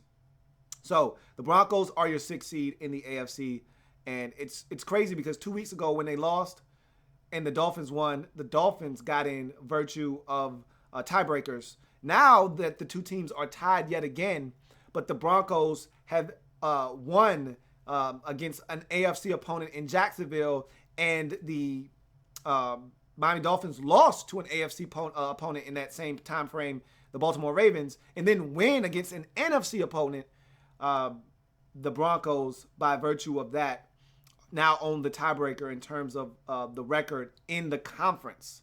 So they have a better conference record than the 8-5 Dolphins at this point because of the loss to the Ravens a couple of weeks ago, and the win this week versus an NFC team in the Cardinals. The Dolphins don't get a boost into the playoffs on that. They're still on the outside looking in. So you look at these teams and their playoff situation, and let's go over the final 3 games for all the teams listed in the playoffs as it's currently constructed in the AFC. Start with New England, the number 1 seed. Their final 3 games sound like this, and this is why a lot of people think they could be in trouble. We're going to find out a lot about this team down the stretch. At Denver, home for the Jets, at Miami to finish up. You know they struggled week 17 against the Dolphins, have lost 2 years in a row, 2 years straight to the Dolphins in Miami. And I know last year, and I think the year before it too, they injured Tom Brady going into the playoffs both times. So that's a dangerous stop for them at the end of the season. At Denver, not a pushover either. And they always get a tough run from the Jets, no matter who's at quarterback. So those are 3 interesting contests left for the Patriots down the stretch. The 2-seeded Kansas City Chiefs, home for Tennessee in week 15, home for Denver on Christmas night or Christmas Day. That's a Christmas Day game. And then at San Diego to finish up the season.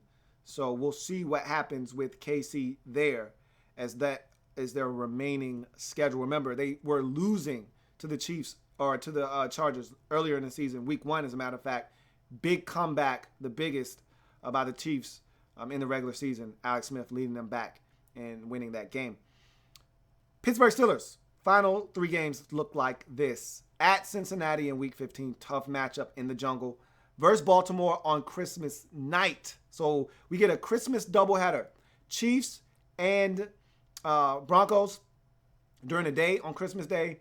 And then the nightcapper, Ravens at Steelers. That should be a dandy.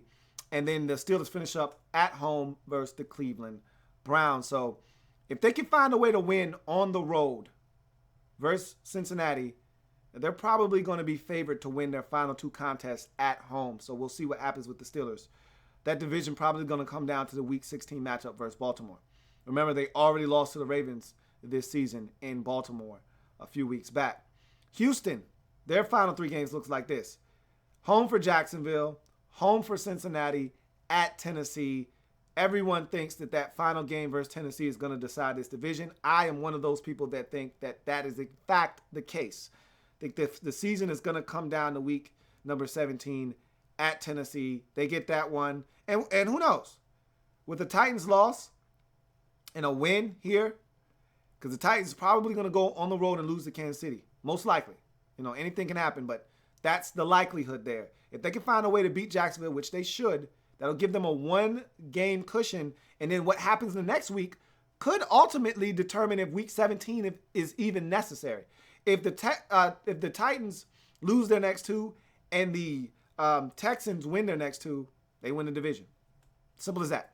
So we'll see what happens in these next 2 weeks, which will give us a little bit of an indication as to what week 17 will really mean. If the Titans win one of their next 2 games, that's all they have to do, win one of their next 2 games, then week 17 will be in play and they'll have a shot to win that division. Especially if Houston finds a way to lose to Jacksonville, because right now the Texans have an undefeated record in the division. They have not lost in that division yet. And if they beat Jacksonville, they'll be 5-0 in the division. And so it'll be tough to overcome that because the Titans have lost in the division to the Indianapolis Colts and to that Texans team. They won't have the better record in the division, which will be the tiebreaker. So they need some help to win this division, but they can help themselves by winning out. They win out, they win the division if they can take care of business. That being the Titans. We'll talk about that a little bit later on when we get to them. The Oakland Raiders schedule looks like this. At San Diego, home for Indianapolis, at Denver. That's the 3 final games of the season. 2 on the road in the division, sandwiched in between a trip back home taking on Indianapolis. They should be able to win 2 out of the 3. All they need is 1 to clinch a playoff berth. But if you're a Raiders fan, your focus is much bigger than just getting in. You want the division. You've worked too hard to give it up this late in the season. Win 2 out of 3 and you might have a shot at getting the division back. And then Denver is your other wild card currently.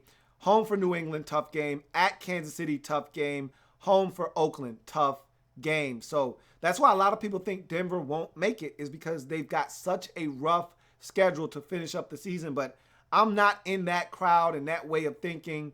I think the Broncos are going to show you why they won the Super Bowl last year and show you that championship medal and find a way to win 2 out of their final 3. And I think that will be enough to get in at 10-6. You go to the NFC side of things, and you look at the 6 teams that are in right now. And right now, the Cowboys are your number 1 seed in the NFC bracket. You've got the Lions at the number 2 seed currently after winning on Sunday over the Bears and the Seahawks losing. So they were able to leapfrog the Seahawks, take that number 2 seed, currently have their hands on that first round bye. Let's see if they can keep it. The rest of the bracket looks like this currently. Seahawks, after the loss, dropped to number 3 in the NFC playoffs. They're going to win their division, so that's a foregone conclusion. The thing for them is seeding. How high can they get? Can they get back to the number 2 seed? That loss against Green Bay pretty much put them out of range for that number 1 seed, which they were still hunting after. Now, the question is, can they get to the 2 seed, get the first round bye, get the home playoff game, which will set them up in good situation to try to get to the NFC Championship. Number 4 seed right now is the Atlanta Falcons. They're in a dogfight for the NFC South division, along with the Tampa Bay Buccaneers. Both teams tied at 8-5. Falcons currently hold the tiebreaker over the Tampa Bay Buccaneers due to the divisional record. So as long as the Falcons continue to win, they'll win that division. They control their own outcome this season. They just have to win down the stretch. You look at the 5th seed Giants with that win over the Cowboys at 9-4. They're pretty much in a good spot right now. They just probably have to win 1 out of their remaining 3 games, and they'll probably get into the postseason. But you don't want to leave anything to chance.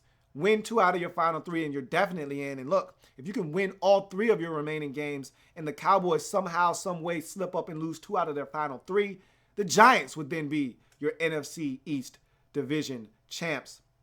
And finally, the 6th seed in the NFC, the Tampa Bay Buccaneers, the aforementioned Tampa Bay Buccaneers at 8-5, tied with the Atlanta Falcons, who are your 4th seed currently in the NFC playoffs. These 2 teams, I don't think both are going to make it to the playoffs, even though it is very possible and very likely that they could. I don't think that they both will. I think one team is getting in, and that's the team that wins this division. And so the Buccaneers still got some work to do. They've been doubted all season long, and they've won 5 in a row, but they're going to need to win 8 in a row. They're going to need to win 7 in a row to get into the postseason. They're going to need to continue to play hot football to get in. And if they can do that, this is a big one versus the Cowboys in week number 15. If they can win this game, the chances of getting into the postseason, they grow exponentially with a win on Sunday in Big D. At 8-5, they've got a great shot at still winning this division. But we'll see what happens down the stretch, as that will tell the story as to whether they'll get in or not. Let's look at these teams' remaining schedule. We start with the Dallas Cowboys and your number 1 seed in the NFC. Home for Tampa Bay on Sunday Night Football. At home again on Monday Night Football versus the Detroit Lions. And then finally, they finish up at Philadelphia to round out their season. That Week 17 matchup may mean nothing for them if they take care of business the next 2 weeks. Detroit Lions, your number 2 seed right now in the NFC playoffs, at the Giants. Tough one. Again, in the NFC East the very next week, at Dallas. Another tough one on primetime Monday Night Football, and then home for Green Bay to wrap up their season. The Packers are definitely going to need that game, whether they're getting in or not. Who knows what the records or the situation will be, but that's going to be a big game for the Packers unless the Packers self-destruct.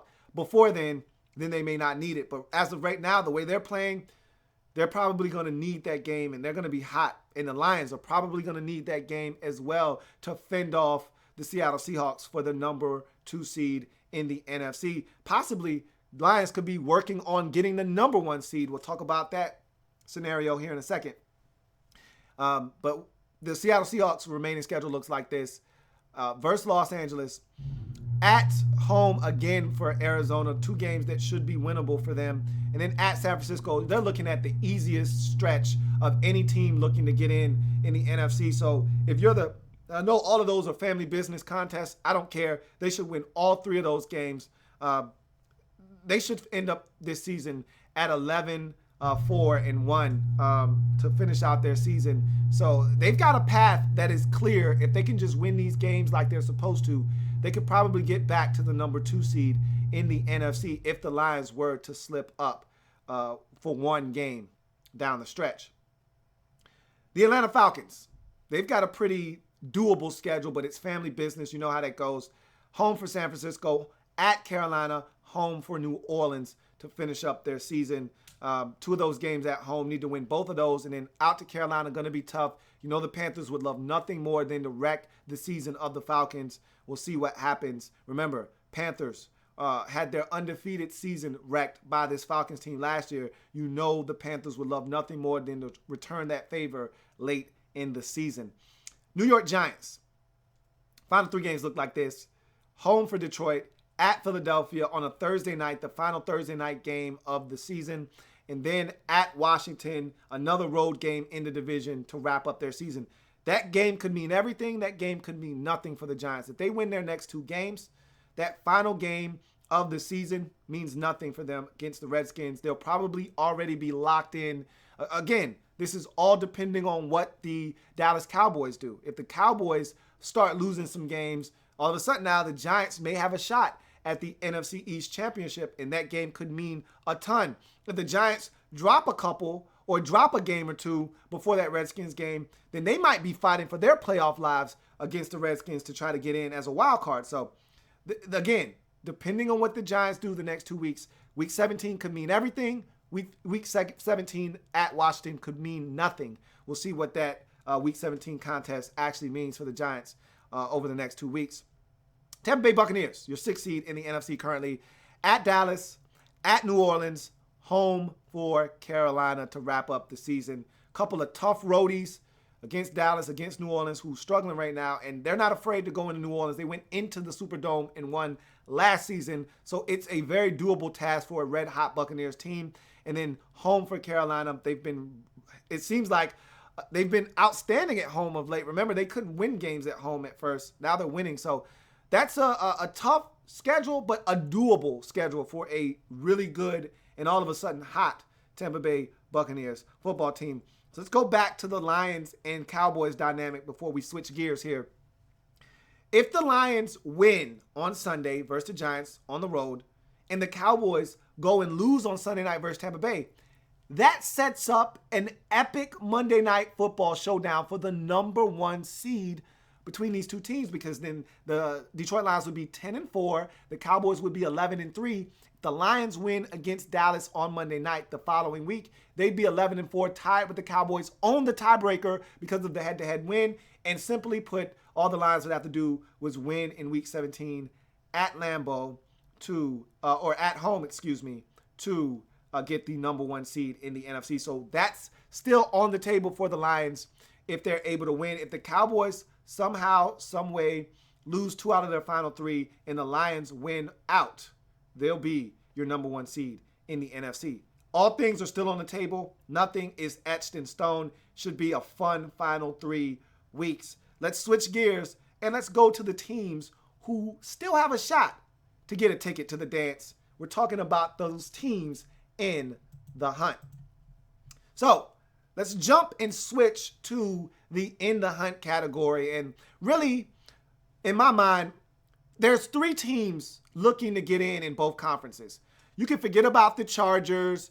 You can forget about the Bengals. You can forget about the Bills in the AFC. And you don't want to count the Colts out just because of their division. But the Bills, they're not going to win their division. And at 7 losses already, it's going to be pretty tough for them. They're going to need a lot of help. They're going to need a lot of tiebreakers. It's not going to happen. They're not a good enough football team to run the table, get to 9 wins, and get enough help. They're not getting in. Bengals, they're already at 7 losses. Again, they're going to need so much help. Look at it. Just put it this way. Both the Dolphins and the Broncos already have 8 wins. That's the max amount of wins the Bengals can have, as well as the Chargers. Just knowing that you can only get to 8 and 2 teams already have 8, you're asking 2 teams to lose out. Then you need the teams behind them with 7 wins that can get to a maximum of 10 to lose out essentially as well. It's not going to happen. So you can go ahead, eliminate the Bills, eliminate the Bengals, eliminate the Chargers. It's really those 4 teams at the top on the AFC side of things. Dolphins, Ravens, Titans, and Colts that have a legitimate shot. But really, I don't see the Colts getting in. So I don't include them either. For me, it's the Titans, Ravens, and Dolphins who have a legitimate shot of getting in to the playoffs on the AFC side of the bracket. Let's look at the Dolphins and their remaining schedule. At the Jets on Saturday night. So we get a Saturday night game this weekend. They're going up against not a rookie, but a guy that's making his 3rd career start in Bryce Petty. That defense needs to step up and get that one for him. With a backup quarterback and Matt Moore starting for you, you need the defense to step up, make some plays for you in that game. At Buffalo, where seasons go to die, okay? This Dolphins team's season has died in Buffalo the last 2 seasons. Wouldn't shock me if it died for a 3rd consecutive year in Buffalo. So that's a tough one. And then home for New England. We'll see what happens. We'll see what that game actually means come week 17. Baltimore. They're sitting at 7-6 right now, due to that loss on Monday night. Here's their remaining schedule. Home for Philly, at Pittsburgh on Christmas night, at Cincinnati to wrap up their season. So 2 tough roadies in the division to finish out. I think Pittsburgh's going to win the division, but they can still get a wild card. Highly unlikely, though. I think the Baltimore Ravens are on the outside looking in when it's all said and done. But first things first, got to beat Philadelphia, which I think they will. At Pittsburgh, they win that game, they're going to win the division. I don't see them going into Baltimore and winning, but they've done it before. They can do it again. And at Cincinnati Bengals are going to have a lot to say about how this division ends up, because they got Pittsburgh coming to their building, and now they got Baltimore coming to their building week 17. So we'll see if the Cincinnati Bengals feel like playing in week 17. You know they're going to give the Steelers a run for their money in week 15. That's a hated rival, and that rivalry has heated up over the last couple of years. A.J. Green's talking about playing this week. So you know they're going to get the best that the Cincinnati Bengals have are the Pittsburgh Steelers. But will they give that same effort come week 17 when they know their season is essentially done? And finally, the Tennessee Titans at Kansas City, at Jacksonville, home for Houston. So basically, they need to find a way to win 2 out of the final 3 to give themselves a realistic chance. And really, you want to win at Jacksonville and Tennessee. If you got to pick 2 to win, those are the 2 you want to win, because you want to win the games in the division. You don't really want to lose the Kansas City game, but if you're going to lose one down the stretch and get to 9-7 and have a shot, that's the one that you're probably going to see them give up, is the one to the Chiefs on the road. But if you're the Titans, you don't want to leave it to chance. Win the final 3 and you win this division. No questions asked. So we'll see what happens there. On the NFC side of things, same premise applies on this side. Don't pay attention to the Eagles. Don't pay attention to the Panthers. Don't pay attention to the Saints. Don't pay attention to the Cardinals. All of those teams are essentially eliminated. Same premise applies. Eagles, Panthers, and Saints, the maximum amount of wins they can get to is 8. Just think about it like this. The Falcons and the Saints both have 8 wins, and the Giants have 9. Okay, the Redskins have 7, the Vikings have 7, the Packers have 7. All of those teams are most likely going to at least get to 9. You're thinking, with those teams, maximum amount of wins being able to get to is 8. They're not getting in, so go ahead and eliminate those 4 teams at the bottom of the NFC bracket as well. And just look at the 3 teams in the hunt at the top, the Redskins, Vikings, and the Packers. For the Redskins, it's really simple. They need either a Falcons or Buccaneers loss and win out to get in, okay? It's as simple as that. They get one loss from either one of those two teams, and they win out and they get in.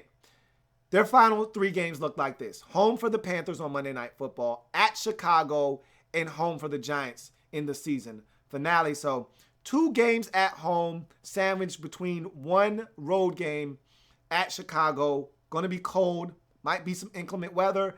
It's a tough stretch, but the Redskins can do it. Going to have to play much better than they have over the last month if they're going to get that done, however. Minnesota Vikings. For all of the different things that has transpired, remember, this team started 5-0. They were the last undefeated team in the league. For all of the things that have transpired, then they lose like 4 in a row. This is a team playing defense still at 7-6. Their final 3 games look like this. Home for Indy, at Green Bay, home for Chicago. This is a doable stretch of football. The toughest game there at Green Bay. With the way the Packers are playing now, that could be a tough one to get. The Vikings need to win out. They're going to need some help. But if they get to 10 wins, most likely that's going to be enough to get in, especially if Tampa struggles or Atlanta struggles down the stretch. 10 wins might be enough to get in. Again, that's all pending what the Redskins do as well, because the Redskins not only own a head-to-head matchup, but that doesn't matter because the Redskins and the Vikings won't end up with the same record because of the tie. The Redskins get to 10. No one below them can get in if the Redskins get to 10 wins. But if the Buccaneers nor the Falcons lose the remainder of the season, all of that is rendered irrelevant anyway, as they will remain in the playoffs. Again, all the Falcons and Buccaneers have to do down the stretch is win, and they're in. They don't need help from anyone. A loss by either one of those teams opens up the door for these 3 teams, Redskins, Packers, Vikings, to try to get in to the postseason. So, again, you're going to need some help if you're one of these teams on the outside looking in. You're going to need either the you're going to need either the Buccaneers or the Falcons to lose a game down the stretch. And you're going to have to win out to get in. But that only applies to the Redskins. With the Vikings and the Packers, again, then you start talking about other tiebreakers, conference records, head-to-head matchups. Those things start to come into the fold. Because the Redskins have a tie, they would leapfrog any other team with 10 wins to get into the playoffs because they slightly would have a better win percentage than someone else at 10-6. The Redskins would be at 10-5-1. So, again, the key for anyone trying to get in, finish with a better record than the Redskins, and you're going to be able to probably pave your way in if you're the Packers or the Vikings. And then the Green Bay Packers remaining schedule looks like this. At Chicago, home for Minnesota, at Detroit. So that's tough because you go on the road twice in the division, but again, doable. All 3 of these games, divisional tilts. So the Packers will be playing within the division, looking to get the job done. And they're not out of it. Neither are the Vikings in that division. Even though the Vikings, you pretty much scratch them off the list in terms of competitors in the NFC North. The Packers, however, if they win out and the Lions lose 2 out of their final 3 games, the Packers are your NFC North champions. And it could happen. Lions have some tough road games coming up. At New York, at Dallas, and then home for Green Bay. Those are 3 tough games any way you look at them. They could lose 2 out of 3 of those. They could lose all 3 of those. You could go from the number 2 seed to not even making the playoffs if you're the Detroit Lions. It's a fine line you walk. You must win games in December. That's what it's all about. So that is the ticket to the dance, man. It's going to be fun down the stretch. Should be entertaining as hell because everyone's jockeying and vying for a chance to get in, and everybody just looking for that ticket to the dance. With that being said, you know what time it is. It's time for Louie Tee versus the world. Of the world, Craig. Shit, not just the city, the world. Louie Tee versus the world. Come get some. I am the best there is, the best there was, and the best there ever will be. All right, let's get to some of your comments.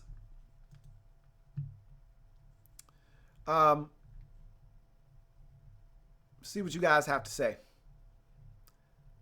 See where we are. See where we left off. Here we are. We left off right here. Captain Spartan 04 says, not really looking forward to this week. I want all my Steelers this week to come out healthy. We'll see what happens. You know, that's a rivalry game and a game that is always tough, and dudes are always getting hit hard, you know. So we'll see what happens. Hopefully no dirty plays in this game. Keep it clean, both teams. Eagle Speed is a nerd says, who has a better chance of getting into the playoffs, Tennessee or the Redskins? Right now, the Redskins would have a better shot at getting in. Here's why. All the Redskins have to do is win out and have a loss by either the Bucks or the Falcons. Now, you're not asking for a lot. You're just asking for one loss and win. Look, I wouldn't have it any other way. The Titans, however, have to go on the road to Kansas City, that's a daunting task. That's harder than any game the Redskins have left on their schedule at Kansas City. So that could be a loss. It could be a win. Okay, stranger things have happened, but that could be a loss. Let's say that the following week at Jacksonville, they get it done. But then the next week after that, they go home and they lose to Houston. They lose the division. I mean, if they lose 2 games out of their final 3, they don't get in. They win all 3 of their final games and they're in. So technically speaking, all the Titans have to do is win out and they get in. That's all they got to do. Easier said than done when one of those games is on the road at Kansas City, though. Whereas with the Redskins, they have to win out, and Carolina's not an easy pushover. Neither is the Giants and the Bears at home. They've been playing much better football. Those aren't easy games, but they're doable. And then, of course, this is the one thing that the Titans don't have to worry about. But again, the likelihood of them winning out at Kansas City, not good, not high. Redskins need some help, which the Titans don't. Titans can just win out on their own, and they're good. But again, one of those games is at Kansas City. That's going to be tough to ask them to go and get. So I'd put my money on the Redskins. But if you're asking who has the clearer path to the playoffs, it's the Tennessee Titans. Just win. Just win. You don't need help from anybody. You can control the outcome of your season by just winning. But again, the first of those 3 at Kansas City, I don't know if I see you going on the road and getting that done. So we'll see. The Cubone says, I'm going to root on the Lions. LOL. We'll see what happens there. Lions are in a really good spot right now. Archangel says, I don't want Green Bay in the playoffs. They will be scary. Giants scare me also. And like I said, Seattle will still have that D, and at home, they not only have the crowd noise, but the refs helping them. I know you're still salty about that loss early in the season, man. Archangel says, what are your thoughts on the Lions? To me, they're a sneaky team. I really don't know how to take them. They're currently under the radar. Are we sleeping on them, Lou? Yeah, you're sleeping on them. If you haven't given the Lions their proper due already, then yes, you're sleeping on them, and you need to wake the hell up. Here's why. They play defense. I'm not saying that their defense is elite, but if you look at the scores of their games every week for the last 5 or 6 games, how many points are they giving up the last 5 or 6 weeks?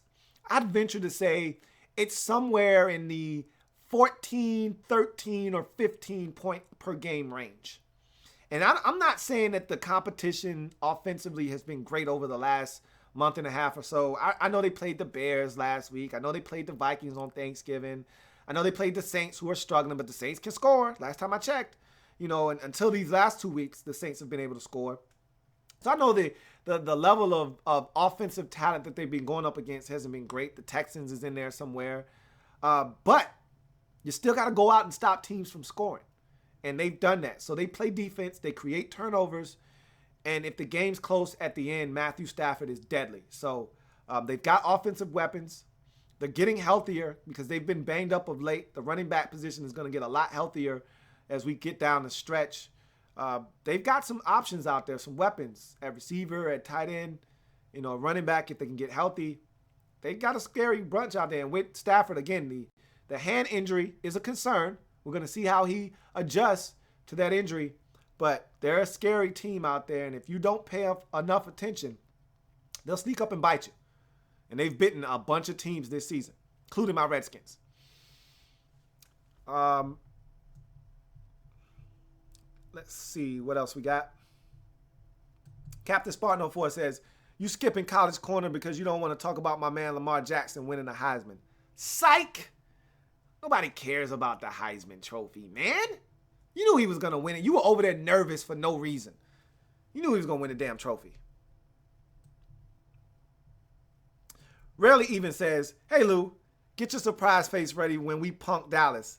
Hashtag them bad Bucks. Okay, man. We gonna see. Look, my surprise face is ready. It's packed. All right. And I will put that thing on Sunday night overtime if those boys get it done. My surprise face is packed away in the bag right here next to me. You beat the Cowboys on Sunday night, I will pull it out of my luggage and put it on. I will put it on Sunday. You have my word. I just don't see it happening, bruh. I don't see it happening.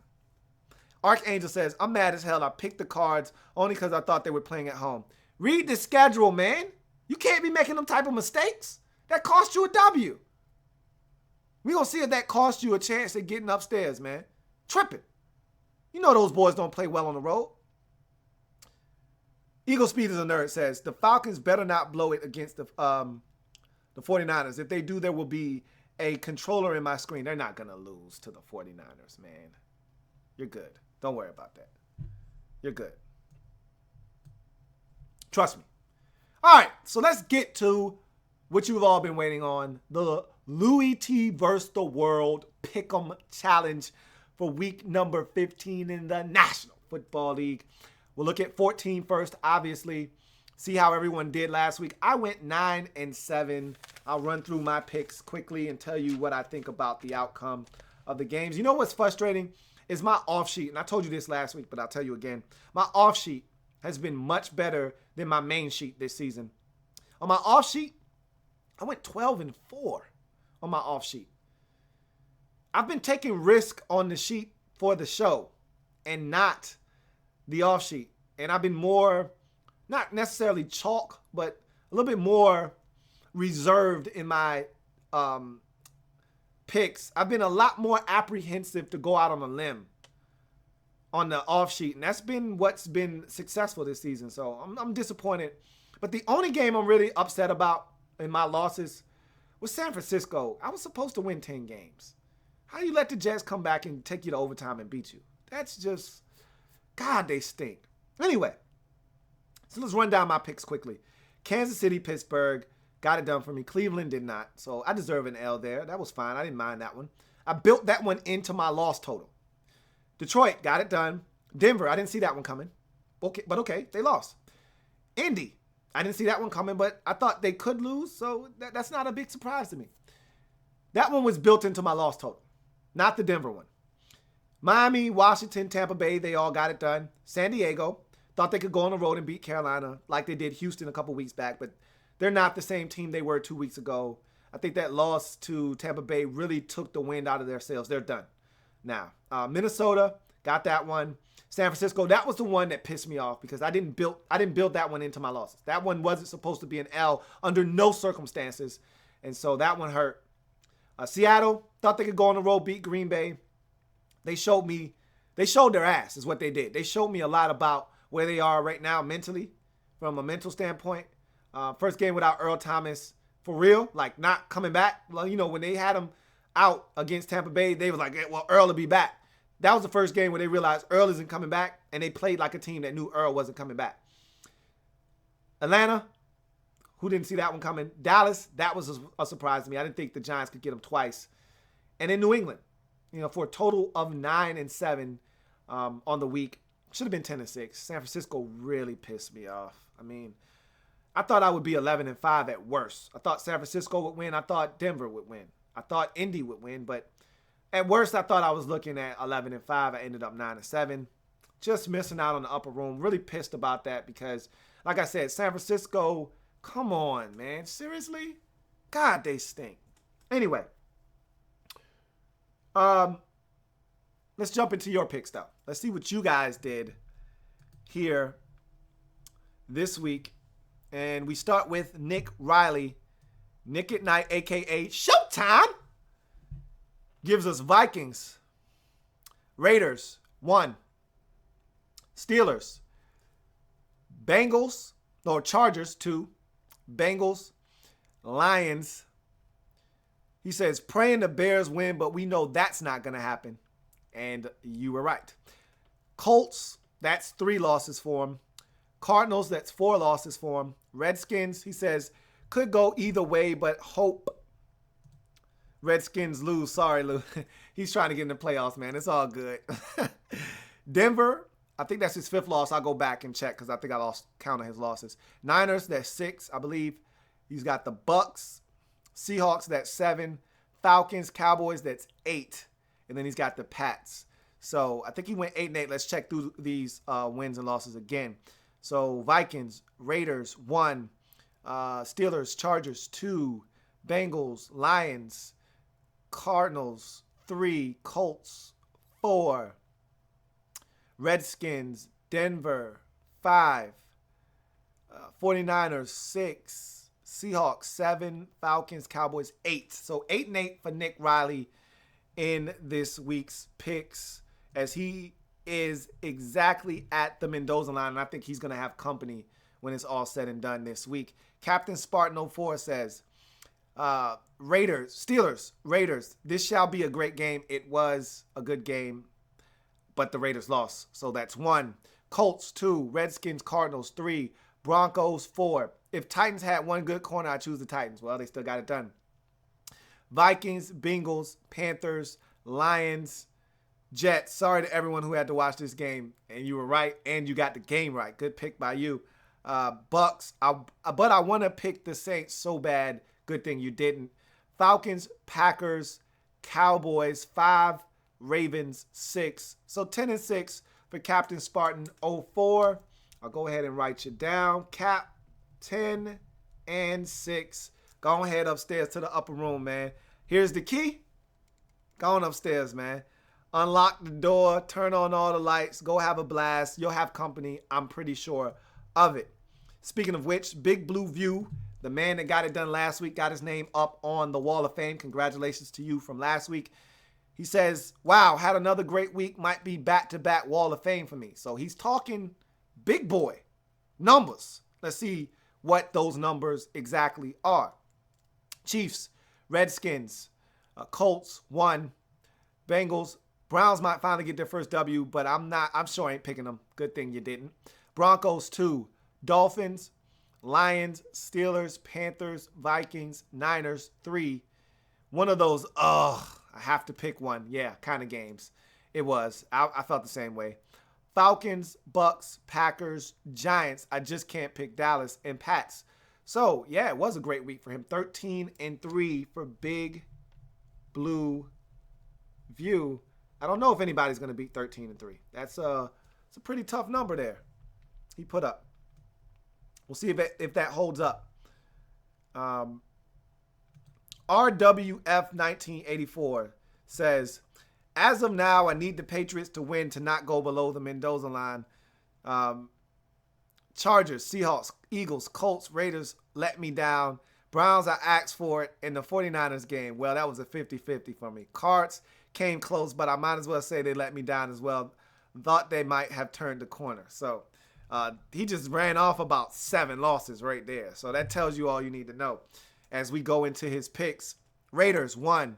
Steelers, Chargers, 2. Browns, 3. Lions, Colts, 4. Vikings, Cardinals, 5. Eagles, 6. Titans, Niners, 7. Seahawks, 8. Falcons, Bucks, Giants, Patriots. Boy, that Giants game saved his ass as he got it done. He says again with the Titans game, another one that could come back and bite me in the rear. It didn't. It saved your ass. Trust me. Niners and Jets, he said, ugly game to pick. I think everyone felt that way. And Browns and Bengals, he said, it's probably a loss, but I'm going for it. I did too, man. Don't feel bad. So 8-8 for RWF1984. I told you it was going to be more guys on that Mendoza line. Probably going to be a couple more when it's all said and done. Tristan Brown says, Dolphins, huge must win. We should pull it out. Cards suck on the road, and they did pull it out. Raiders, 1. Steelers, Chargers, 2. Bengals, Lions, Texans, Vikings, Redskins, Titans, Niners, 3. Bucks, Seahawks, 4. Cowboys, 5. Falcons, Ravens, 6. So 10-6 for Tristan Brown. Tristan Brown is going upstairs to the upper room with 10-6. I'm going to run through his picks quickly just to make sure. 1, 2, 3, 4, 5, 6, 7, 8, 9, 10, 11, 12, 13, 14, 15, 16. And let's make sure he's 10-6. Dolphins, Raiders 1, Chargers 2, Bengals, Lions, Texans, Vikings, Redskins, Titans, Niners 3, Bucks, Seahawks 4, Falcons, Cowboys 5, Ravens 6, 10-6 for Tristan Brown. Go ahead upstairs, man. You and Big Blue View, go ahead up there. Big Blue View right now sitting in VIP like he was last week. We'll see if he's got company up there or not. Andrew Kim, Week 14 picks. Raiders 1, Steelers, Lions, Bengals, Broncos 2, Colts 3, Dolphins, Vikings, Redskins, Chargers 4, Niners 5, Falcons, Seahawks 6, Bucks, Cowboys 7, and my Ravens upset the Pats. Feels like 2012 for my boys. 8 for my man, AK Andrew Kim, 8-8. Like I said, probably going to be a couple more people joining you on that Mendoza line as he goes 8-8, joining 2 other members on the Mendoza line crew this week. Jacob Gray says, hashtag week 14, Raiders all day. That's 1 all day. Steelers, Chargers 2, Bengals, Lions, Colts 3, Vikings, Cardinals 4, Skins, Broncos 5, 49ers 6, Bucks, Seahawks 7, Falcons, Giants, Patriots. Boy, those Giants saved his hide. 9-7 for Jacob Gray as he avoids the Mendoza line, and he's over here chilling with me at 9-7, barely missing the upper room. My man, the Black Al Bundy, my man says, hey, Lou, I tucked the Clico in the ducky. Let's get up there and pop that bottle with all the fellas. Hey, I'm sorry, I can't join you, man, but maybe you can go. You know where the Clico is. You might be able to go up there and grab it. Hey, all I ask is that you pour out a glass for me, toast it, and then you can go ahead and drink both of them. If you get up there. Let's see if you're going to go up there or not. We're about to find out. He says, major family business in this game, but I think the Raiders get some revenge, so that's 1. A lot of discord in Philly camp. I say some quiet down of it with a win. So I think that's 2 with Philly. So that's 2 losses. Colts, that's 3. Bengals, Broncos, that's 4. He says, they could have Mr. Magoo at quarterback and they still win. You were wrong about that. Miami, the Bears. Upset alert. That one almost came to fruition, but it didn't. Steelers, Panthers, Vikes. The offense can't be that bad, and it wasn't. Right? No, they weren't that bad. The Toilet Bowl. Niners escape at home. No, they don't. Upset alert. Rams. Oh, almost got that one. Almost. It was only 42-14. Almost got that one. The Aints. The Bucks won't sweep them. You're not going upstairs to go get that Clico. I see. Now the question is, are you going down below? We're going to find out. I'm going to count these up because there's a lot here. And New Orleans strikes first blood. Seahawks, Cowgirls in a slugfest, Brady and them. Whoa. This sounds bad. So let's go. What did you do, Blackout Bundy? What did you do this week, man? Whoa. Let's tally this up, man. This is some serious damage, man.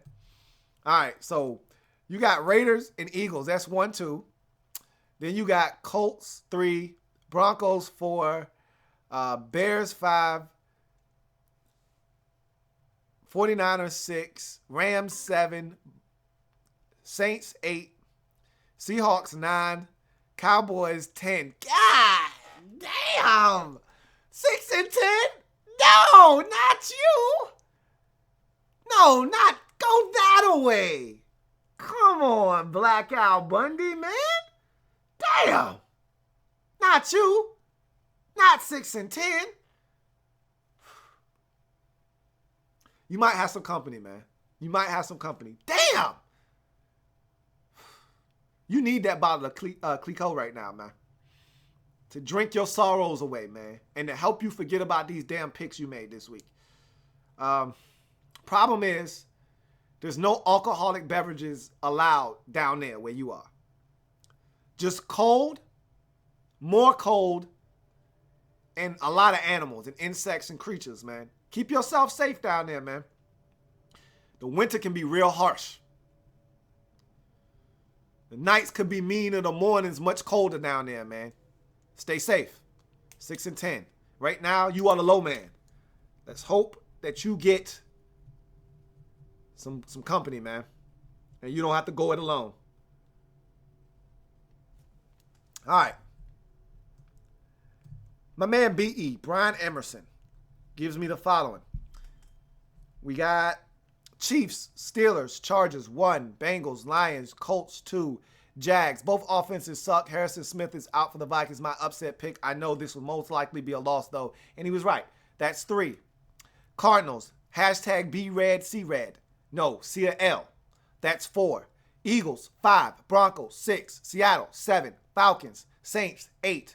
Cowboys, 9. Patriots, and Niners. Just because they're the home team. Damn, shoot me in the foot. Both teams are trash. That's 10. You got company. You see how fast that happened for you, man? You're not alone. You are not alone. B.E. is there with you. Though you're far away. Y'all stay down there by yourselves. 6-10 for both of y'all boys, man. Y'all share the blanket downstairs, man. Share that fire. Woo! B.E. That was funky. Ugh. That's nasty. My man Carmen Rana. Let's see what he's talking about this week. Chiefs, Steelers, Panthers, Bengals, Lions, Colts, 1. Jags, 2. Cardinals, 3. Redskins, Broncos, 4. Niners, 5. Bucks, Packers, Falcons, Giants, Patriots. He got hot at the end, saved him. 11-5 for Carmen Rana. Go ahead upstairs, Carmen Rana. Add your name to the list. Go on upstairs and enjoy yourself, man. 11-5 for Carmen Rana. Mind Draw says, I'm feeling lucky. How lucky are you? We about to find out. Chiefs, Bills, 1. He says, gotta throw a crazy pick somewhere. Yeah, that was all out of left field. Browns, you said you had to throw a crazy pick. That's your crazy pick. You don't need to do it more than once. That's 2. This is not looking good. Lions, Broncos, 3. Texans, Cardinals, 4. Redskins, Bucks, Chargers, 5. Vikings, Jets. That's a saver right there. Packers, Falcons, Cowboys, that's 6. Patriots, 10-6. Think you might have saved yourself with that Jets pick. That was a ballsy pick there. Let's tally them up one more time. Make sure you got them all. 1, 2, 3, 4, 5, 6, 7, 8, 9, 10, 11, 12, 13, 14, 15, 16. Yes, you do have 16 picks. Let's see if you got 6 wrong. Bills, Browns, 1, 2. Broncos, 3. Cardinals, 4. Chargers, 5. And the Cowboys, 6. So 10-6 for my man Mind Draws. Getting it done. Go ahead upstairs, man. Enjoy yourself. You were feeling lucky, man. Go ahead and pop you a bottle, dude. Find you a model upstairs. Eduardo O'Neal says, the Lions win these next 2 and the Packers lose one of the next 2 and you are looking at your North chance. Still not going to pick them. And let me set the table for him. He's a Lions fan. Since he stopped picking the Lions, they've been winning just about every week. He's superstitious. He thinks he thinks he has something to do with the success, so he's not going to pick them. I'm not mad at him. I'm not mad at all. If it's working, if it's not broke, do not fix it. So, Chiefs, Broncos, 1. Steelers, Redskins, Cards, 2. Vikings, Colts, 3. Chargers, 4. Bengals, Bears, 5. Jets, Bucks, Falcons, Seahawks, 6. Cowboys, 7. Pats. He says, also, I've hit double digits ever since that one week I threw up a stinker and went below the line. Well, you're not above the 10-win threshold. Security's not going to let you in upstairs. You can try to go upstairs because you had that card the last couple of weeks that let you get in, but they're going to deny you this time. But you can try, but you're 9-7. Keep on knocking, but you can't go in. You with me, though. Come on. Come on over here, man. It's a couple of us over here sitting at 9-7. Wishing we could go upstairs. So you can join the party. Robbie Sohal, who, if we were still doing a Survivor, would still be in the Survivor pool. He's picked that well this season. Robbie Sohal says, 16-0, here I come. Oh, really? Chiefs, Washington, Colts, tough one. That's 1. Bengals, Titans, Dolphins, Lions, Steelers, another toughie. Got it though. Chargers, 2. Vikings, Niners, 3. Falcons, Bucks, Packers, Cowboys, 4. Patriots. 7 roadies is dicey, but I'm coming after it. You got it done. 1, 2, 3, 4, 5, 6, 7, 8, 9, 10, 11, 12, 13, 14, 15, 16. And I think you only got 4 wrong, man. So you had a hell of a week. Let's see. Colts is 1. Chargers is 2. 49ers, 3. And the Cowboys, 4. So 12-4. That's a hell of a week, Robbie. Hell yeah, Rob. 12-4. From my man Robbie Sohal. Right now, Big Blue View still the lead dog at 13-3, still sitting in VIP upstairs in the upper room this week. Money Miz 14. This man needs a bounce back in the worst way right after a long day. He needs a bounce back. This man needs a beer in one hand and another alcoholic beverage of his choice in the other. He needs to go upstairs this week. After what he did last week, this man needs a drink. He needs a friend. There are a couple of people already up there. He could go up there and have some company, man. He needs it this week. Let's see what he did for a bounce back. All right, Chiefs, Redskins, Colts, 1. Browns. He said it's now or never for them. So that's 2. Titans, Cardinals, 3. Lions, Steelers, Panthers, Vikings, Niners, 4. Falcons, Bucks, Packers, Cowboys, 5. Pats, 11-5. Good job, Money Miz. Way to bounce back from that epic failure from last week. As you go 11-5 and go upstairs, man, go upstairs and get you that cold beverage, man. And do me a favor, have one in each hand, man. Drink one from last week, and then go ahead and get one for this week as well. Hawk, my man, Hawk. Let's see what Hawk did this week. Chiefs, Steelers, Panthers, Browns, 1. Lions, Colts, 2. Vikings, Cardinals, 3. Redskins, Broncos, 4. Niners, 5. Packers, Rams, 6. Bucks, Cowboys, 7. Patriots. I'm going to run through those one more time, make sure I didn't give him an extra. Chiefs, Steelers, Panthers, Browns, 1. Colts, 2. Cardinals, 3. Broncos, 4. Niners, 5. Rams, 6. Cowboys, 7. So me and my man Hawk, we usually mirror each other. We always play Get Like Me. I went 9-7. Hawk was like, all right, I'm coming 9-7. You got it. So there's a couple of times where Hawk left me, went upstairs and partied, but he's my right-hand man, and he right next to me on that 9-7 line. My man Sean Mack, he says, here are my picks. Hope to get double digits for the second time in 3 weeks. Bengals over my Browns. Hope we pull it off with RG3, though he isn't the answer at quarterback. Well, he isn't, and he didn't. And you got it right, so you all good there. Chiefs over the Raiders. I'm not 100% confident in Oakland's D. It has stepped up, but you got it right, so you're good. He said, Schittsburg Squealers. What's up with these names, guys? Over the Bills. Can't say their name right, LOL, and they're going to get it on a roll, and they are. Broncos over Titans defense. Denver's defense is just better. They are, I think, but they weren't in that game. That's a loss. 1. Redskins over Eagles. I think the Eagles were overrated, and I trust Kirk. Good job. Dolphins over Cardinals. Not confident in this, but Arizona stinks on the road, and Miami is almost money at home. Good job there. Chargers over Panthers. Another hard pick, but I think Rivers is better than Cam. That was my rationale, and I crapped out. That's your second loss. Lions over Bears. It's the Bears, LOL, and the Lions are rolling. Good pick there.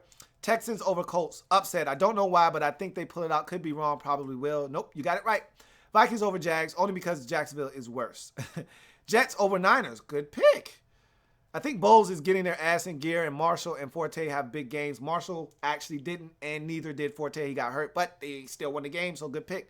Bucks over Saints. Not sure on this, but I think Tampa Bay finds a way to win. Man, he is really killing it right now.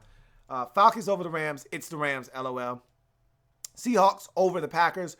Really hard pick. I think Michael is going to have a revenge game against Seattle, but special teams will play wins it for Seattle. No, that didn't happen, and Packers did get it done. So that's your third loss. Cowboys over the Giants. Dallas is completely different animal in week 1 than week 1, and Dallas wins by at least 14. No, they're not the same. And no, they didn't win by 14. That's your fourth loss. And then Patriots over Ravens. Just hard to pick against Brady. I vomit in my mouth to say something nice about a shit-again player. This guy and these little nicknames. But hell of a week for my man Sean Mack. 12-2 for Sean Mack. Man, go upstairs and get you some country girl, man. Go ahead upstairs and do what you do, man. It's all yours. Brown Shoe T2 says, Week 14 NFL picks. Raiders 1, Redskins, Colts 2, Bengals, Broncos 3, Cards 4, Lions, Bills 5, Chargers 6, Vikings, Niners 7, Falcons, Bucks, Seahawks 8, Cowboys 9, Patriots. So 7-9, below the Mendoza line you go for Brown Shoe T2. You got company down there. Black Al Bundy's down there. Somebody else is down there. I forget. And they came right after Black Al Bundy. I'm about to go find out right now. Oh, BE, man. It was BE that came right after him with a nasty 6-10. So it's 3 of y'all down there, man. You know how it go when it's multiples. Y'all tell horror stories about the picks you made and vow to never do it again. You know how that go down there. Anal Probe 9000. Raiders, they've made me a believer, man. Finally a good game, knock on wood, for the Thursday night game. It was a good game, but the Raiders didn't get it done. That's one. Redskins, I want to sweep the Eagles and the Giants this year to make up for the Cowboys sweeping us. We need the W's, and the Redskins did get it. Browns, you're right. I picked the Browns. What's up? LOL. Pick them for some giggles. I want RG3 to have at least one good game this year. No, this won't be the one. Maybe he does, but this won't be the one. That's a loss. 2. Cardinals, 3. Steelers, Vikings, Colts. This should be the best, worst game of the week. LOL. That's your third loss. Titans, upset alert. Good pick. Lions, Chargers, 4th loss. Seems like a tough game to pick, and it was. That's your 4th loss. Jets, new NFL record, least watched game in NFL history. That might be the case, but you got the right team. Good job. Falcons, Saints, that's your 5th loss. Saints didn't get it done. Seahawks, have a feeling the Pack may make this a good game, and they more than made it a good game. They destroyed the Seahawks. That's your 6th loss. Cowboys, I just want the Giants to lose. I don't care about what the Cowboys do from here on out in the regular season, and they didn't get it done for you. That's your 7th loss. And then the Pats. So you go 9-7. Not bad. You asked me to go easy on your picks. You're good, man. 9-7. You're sitting right next to me, man, and a host of others. You're good, man. You're good. My man Archangel says, here we go again with my picks. Week 14, trying to get to that skybox again in the upper room. Falcons should win this one. Chiefs in a good one. Dallas Cowgirls in a revenge game. That's 1. Bills, put my dollar on the Bills.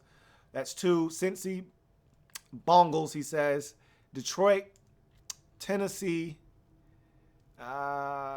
Colts 45. That's another loss. Cards, if I'm playing my cards right. Sorry, but I'm feeling the Phillies on this one, and that's another L. I'm going to tally them up when I go back. He said Carolina Pussycats. They got it done. Minnesota Dykes. What are up with these names, you guys? San Fran 40 winners. No, they're not. Green Bay Whackers and New England Clam Chowders and the Tampoon Gay Buccaqueers. Y'all are killing me with these names tonight, man. So let's go back and tally up these losses because there are quite a few here. All right. Falcons won. Chiefs won. Dallas did not. That's 1. Bills did not. That's 2. Cincy, Detroit, Tennessee. Colts did not. That's 3. Cards did not. That's 4. Philly did not. That's 5. Carolina, Minnesota, San Fran did not. That's 6. Green Bay, New England, and Tampa Bay did. And so 10-6 for Archangel. Go ahead upstairs, man. Go ahead up to the upper room for Archangel at 10-6. He did it again. Go ahead up there, man. Do me a favor when you go up there, turn the music down a little bit, man. I'm rather annoyed at the amount of noise coming from up there. Sounds like it's too much fun now. It's 1, 2, 3, 4, 5, 6, 7, 8, 9 of y'all up there. A little bit too much noise for me. Can you turn the music down when you go up there? I appreciate that. Sid K, a.k.a. Vlad. Almost too late, but I think I made it. You did make it.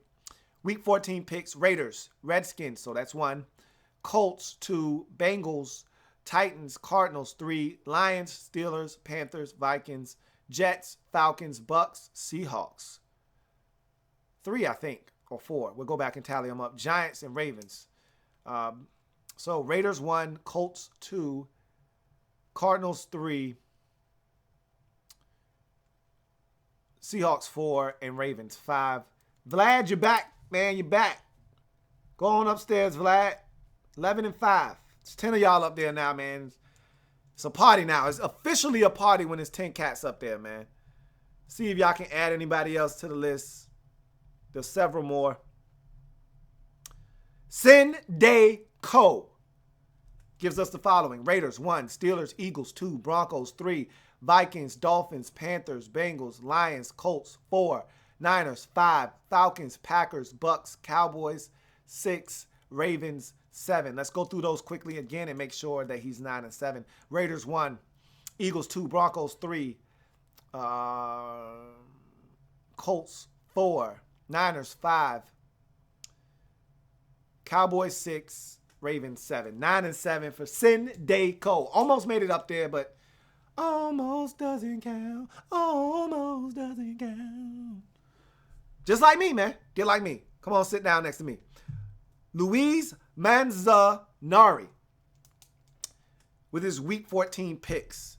Chiefs, Steelers, Broncos 1, Eagles 2, Cardinals 3, Colts 4, Vikings, Panthers, Browns 5, Lions, Jets, Bucks, Rams 6, Packers, Cowboys 7, Patriots 9 and 7. Much like Sin Day Co and myself, 9 and 7. Close, but no cigar. Come on here, sit down next to me, man.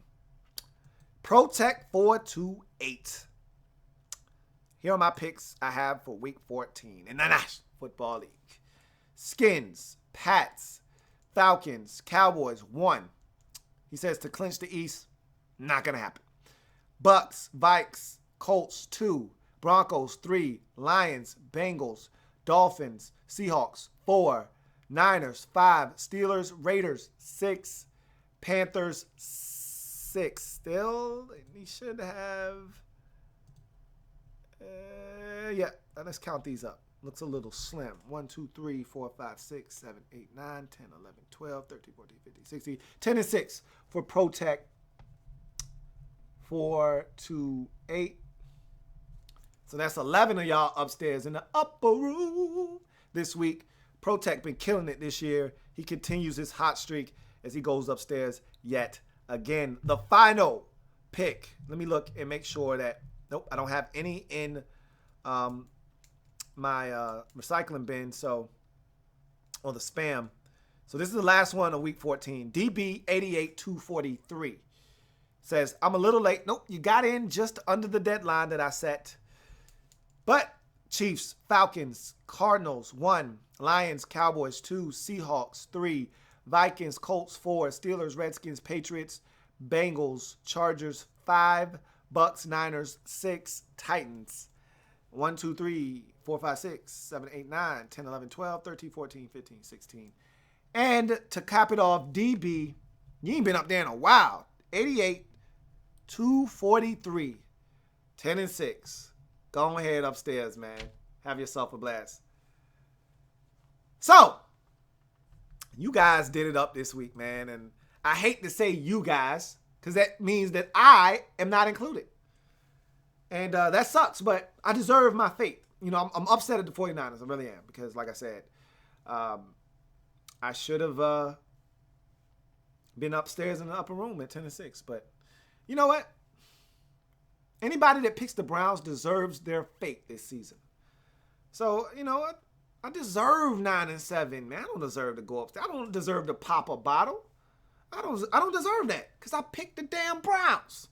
You pick the Browns, you deserve what you get. I'm pissed off at the 49ers, though. You know why? Because they some backstabbers. They smiling in your face all the time. They want to take your place. Them backstabbers. Backstabbers. The boys put a knife right in my damn back. Dirty ass Niners. Backstabbers. Damn Niners. Anyway, let's get to some of your comments. Before we even get to some comments, though. Winner circle.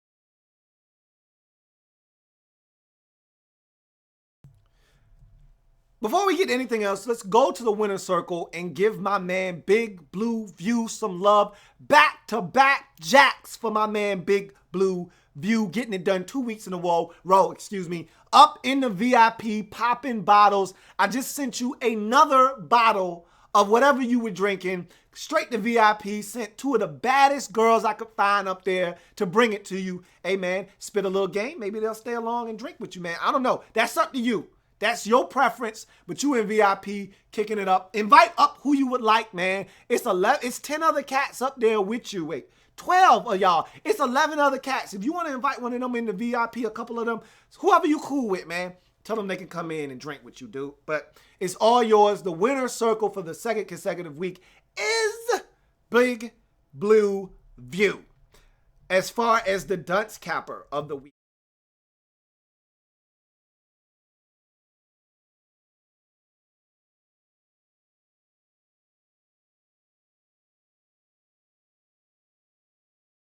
As far as the dunce capper of the week is concerned, we got two. We got my man B.E. God damn, B.E. Not you. Not you. Never thought it'd be you. But you got company. The Black Al Bundy. He was on the couch drinking like Al Bundy when he made these picks. And, damn. He need to be married with children after these damn picks. No going out for you. No upper room for you. No popping bottles. You married with children, man. Sit your ass on the couch. Help your kids with some homework or something, man. And while you on that couch, I want you to do something. I want you to reflect on those picks you made. You and B.E. sitting out that chair right there in the corner. The reflection chair. And think about those damn dumbass picks you made this week. And you know what I'm going to tell you? I'm going to ask you to wash your face. Get your mind right. If you think those picks that you made to get you to 6 and 10 were smart picks.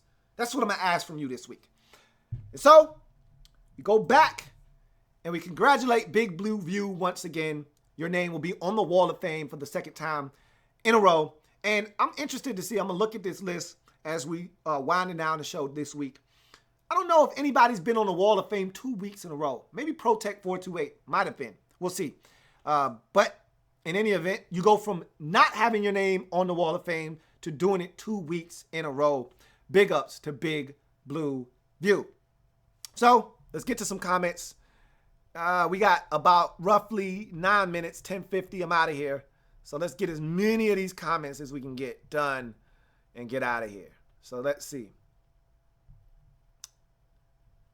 All right. Mondros says, hey, Lou, I got late to the stream. LOL, how did I do this week? You made it in the upper room, man. 10 and 6. Congratulations, man. You upstairs partying, dude. He says, also, by the way, the Browns situation, yeah, they're going 0 and 16. I think you're right. And I said that myself, and I still picked those dirty bastards. Eagle Speed is a nerd says, why would you pick the Browns? No one will pick the Browns unless they're trolling. Hey, you can troll all you want, take an L in the process, man. I don't know why the hell you would pick the Browns. I deserve that. You know, I deserve that. Archangel says, I know I went at least 10 and 6, but I should have been 11 and 5. Arch, man, you were 10 and 6 this week because of all the cards games, of the card game, and the Cards almost won 2 had it not been for that kicker. But you got upstairs, man. That's all that matters. You upstairs in the upper room, cooling out, man. Chilling out, relaxing, taxing, or maxing. It ain't too taxing. Booyaka! Archangel says, I'm already pouring a little liquor for you and the homies that didn't make it up. Hey, I appreciate that, Art, man. Yeah, pour a little out for me, man. And a couple of the homies over here sitting on the bench down here who didn't make it, man. Maybe next week for us, man. Pour out a little liquor for us, man. We appreciate that. Art, you a funny dude, man. Go ahead and do that for us, though. I appreciate that, man. This is for my homies. Go ahead and pour that down the drain. Mondraw says, hell yeah, got any more of that Chateau? Of course I do, man. You know I got an infinite supply of Chateau de Brion. Go ahead, man. Go ahead, man. You should be able to find some behind the fridge. It's not cold. Put it in the fridge for a little bit, man. It'll get cold real quick. Mondraw says, damn, LT, I don't recall picking the Jets, LOL. Hashtag doesn't matter. In petty, we trust. Hashtag petty wop. You picked the Jets and they got you to 10-6, man. So you best be lucky you picked them. Archangel says, I swear you're so much fun and very animated, and that's another thing that keeps us coming back. So please don't change because you're very entertaining. Laughing my ass off. No doubt, man. I don't know how to be any other way but me. You know what I mean? Sean Mack says, I finally made it. Thought I would be late. Hey, glad you made it just in time to see you go upstairs to the upper room, man. Congratulations. You had a hell of a week, Sean Mack. Damn. Did you get my picks, fam? And of course I did. Now, for week 15, I don't know. I would have to check. But, hey, you upstairs again, Protect. It's like, that's like your second home up there, man. Like, you live up there. You might actually have a room with your name on it upstairs, man. You up there so much. You probably been the most consistent dude this year, straight up. Sean Mack says, anyone that picks my Browns needs to sit their ass in a reflection chair for bringing that weak-ass ish in the picks, LOL. I can't even disagree with you, man. I need to reflect on my damn picks for that. The Black Eye Bunny says, damn, Lou, it's cold as hell down here in the basement, man. Hell, the firewood, LOL. It's real cold out there, man. Trust me, I've been there, but I wasn't down there in the wintertime. It's got to be way colder now, man. Way, way colder. Captain Spartan 04 says, hey, you're standing a little too close to the door of the upper room. I need you to take a couple steps back. Y'all gonna do me like that, man? Damn. I am a little too close, man. And that's why I was complaining about the music. I'm too close. I need to back up, man. Y'all are a damn trip, man. I swear. Let's get to these final comments. Mondraw says, damn, BE. Like Ike Taylor says, that's somebody daddy right there, LOL. Cracking up. That was bad, BE, man. That was a rough week for BE. He'll bounce back, man. The Black Al Bundy says, yo, Louie, I'm reflecting like a mugger over here, man. Give me the dunce, LOL. Hey, it's all yours, bruh. I mean, you sharing it, though. It ain't just you.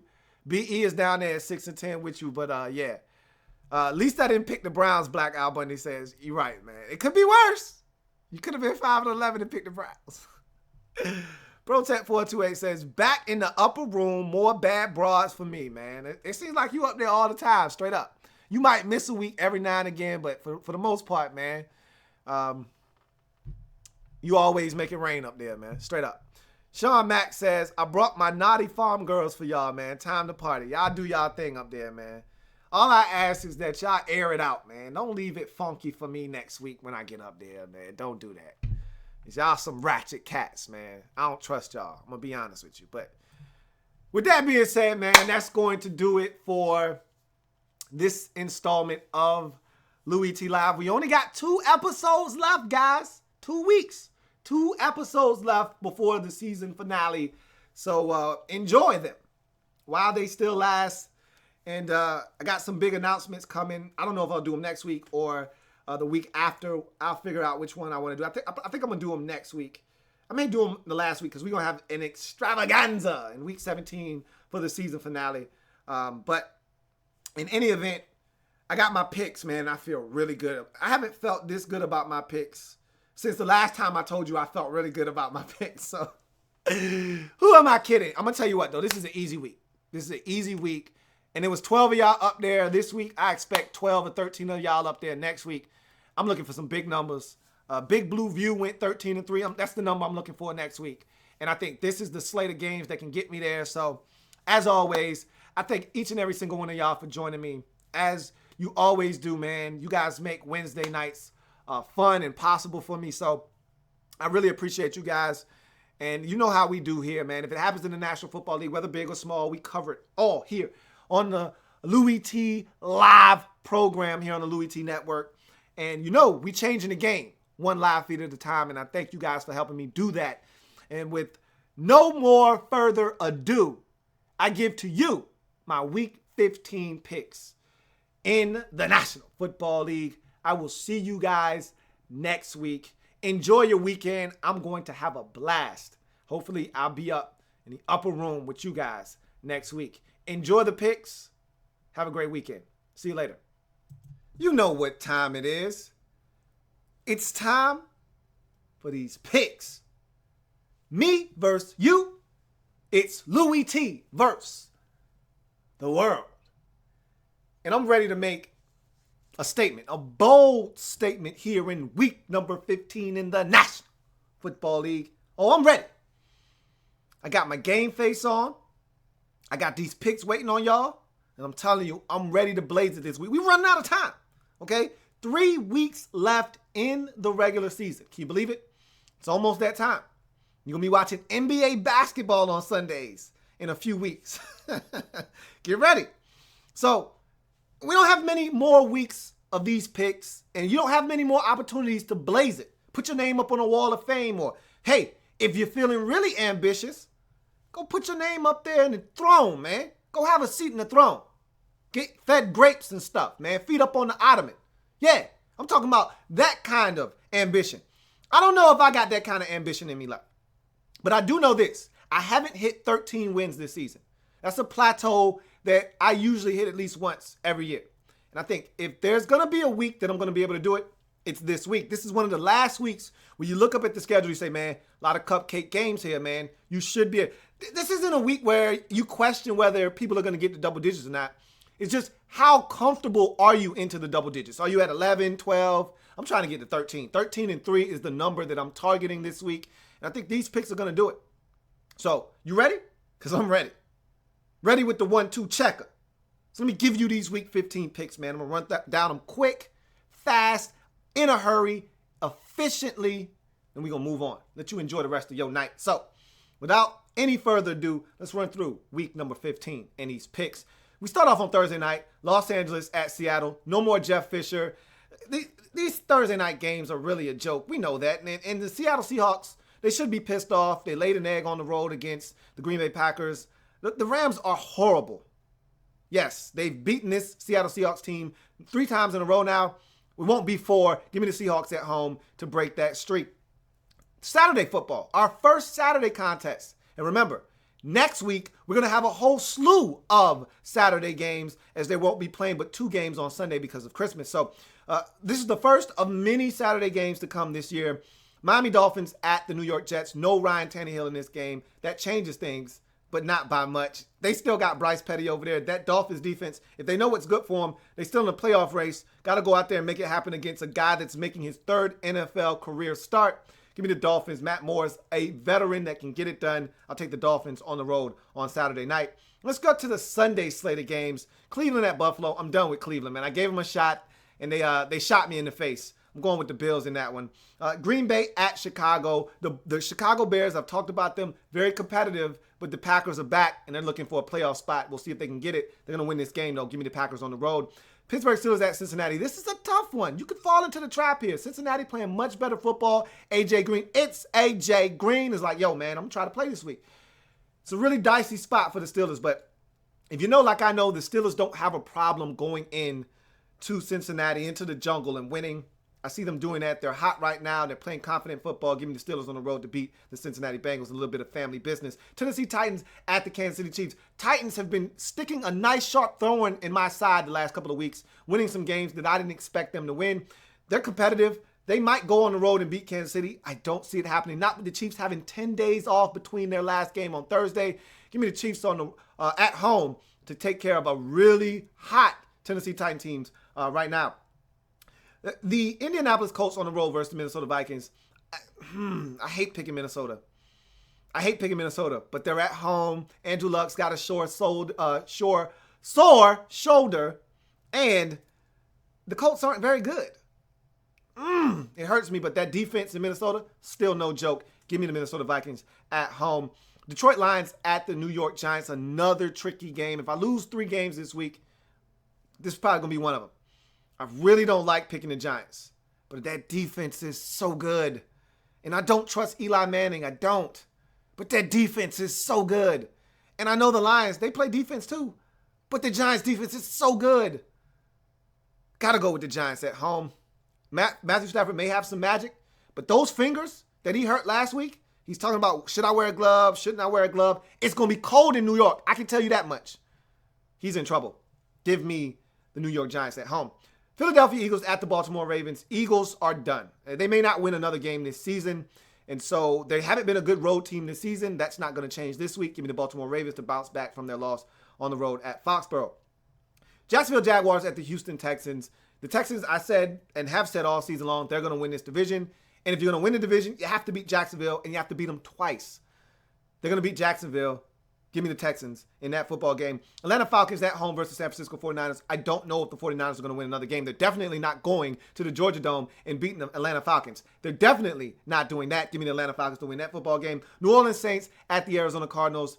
Cardinals just released Michael Floyd. We saw that one coming after the DUI. New Orleans Saints, 6 interceptions, no touchdowns the last 2 weeks for Drew Brees. They're going in the wrong direction right now. Some changes could be coming in the offseason for the Saints. We'll see what happens with them. But the Cardinals are a better team at home than they are on the road, and they're at home in this game, so I'm taking the Arizona Cardinals. New England Patriots at the Denver Broncos. Everyone wants to count the Denver Broncos out. They're not scoring a ton of points, yada, yada, yada. Look, the New England Patriots looked impressive on Monday night. Despite the score, don't let the score fool you. If you watch the game, some sloppy play by the Patriots allowed the Ravens back in that game. They dominated the Ravens in that football game. That being said, the Denver Broncos know how to play the New England Patriots and Tom Brady. They're at home. It's a dicey spot. No Gronk.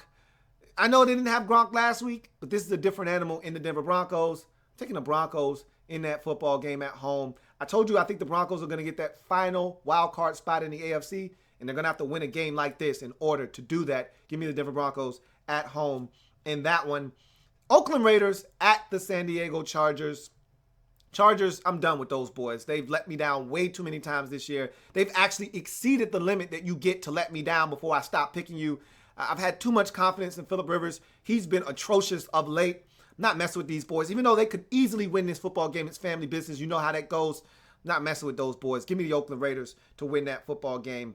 And then you get to Sunday night. Very intriguing matchup. Fascinating matchup, if you will. Tampa Bay Buccaneers at the Dallas Cowboys. Buccaneers riding a 5-game winning streak. Cowboys coming off their first loss in 12 games. They were red hot. They were cooled off by the team that beat them earlier in the season, the New York Giants. I'm looking for the Cowboys to look for some get back in this game. Some get back on track, that is. A lot of teams looking for what they have right now, which is currently the number 1 seed in the NFC and the NFC East crown. They don't win this game, they're going to be in jeopardy of losing both of those things. I think they know what's at stake. They come out with a little sense of urgency. Take care of the Buccaneers at home. Give me the Dallas Cowboys in that Sunday nighter. And then Monday Night Football, watch the Redskins at home versus the Carolina Panthers. This is a dangerous Panthers football team. Don't let the 5-8 record fool you. They're very, very capable of going into FedEx and winning this game. But the Redskins understand that if they're looking to make the postseason, they have Broncos win a Super Bowl when Peyton. You know what time it is. Broncos win a Super Bowl when Peyton Manning retired. 49ers won 5 games and Tom Sula got fired. RG's in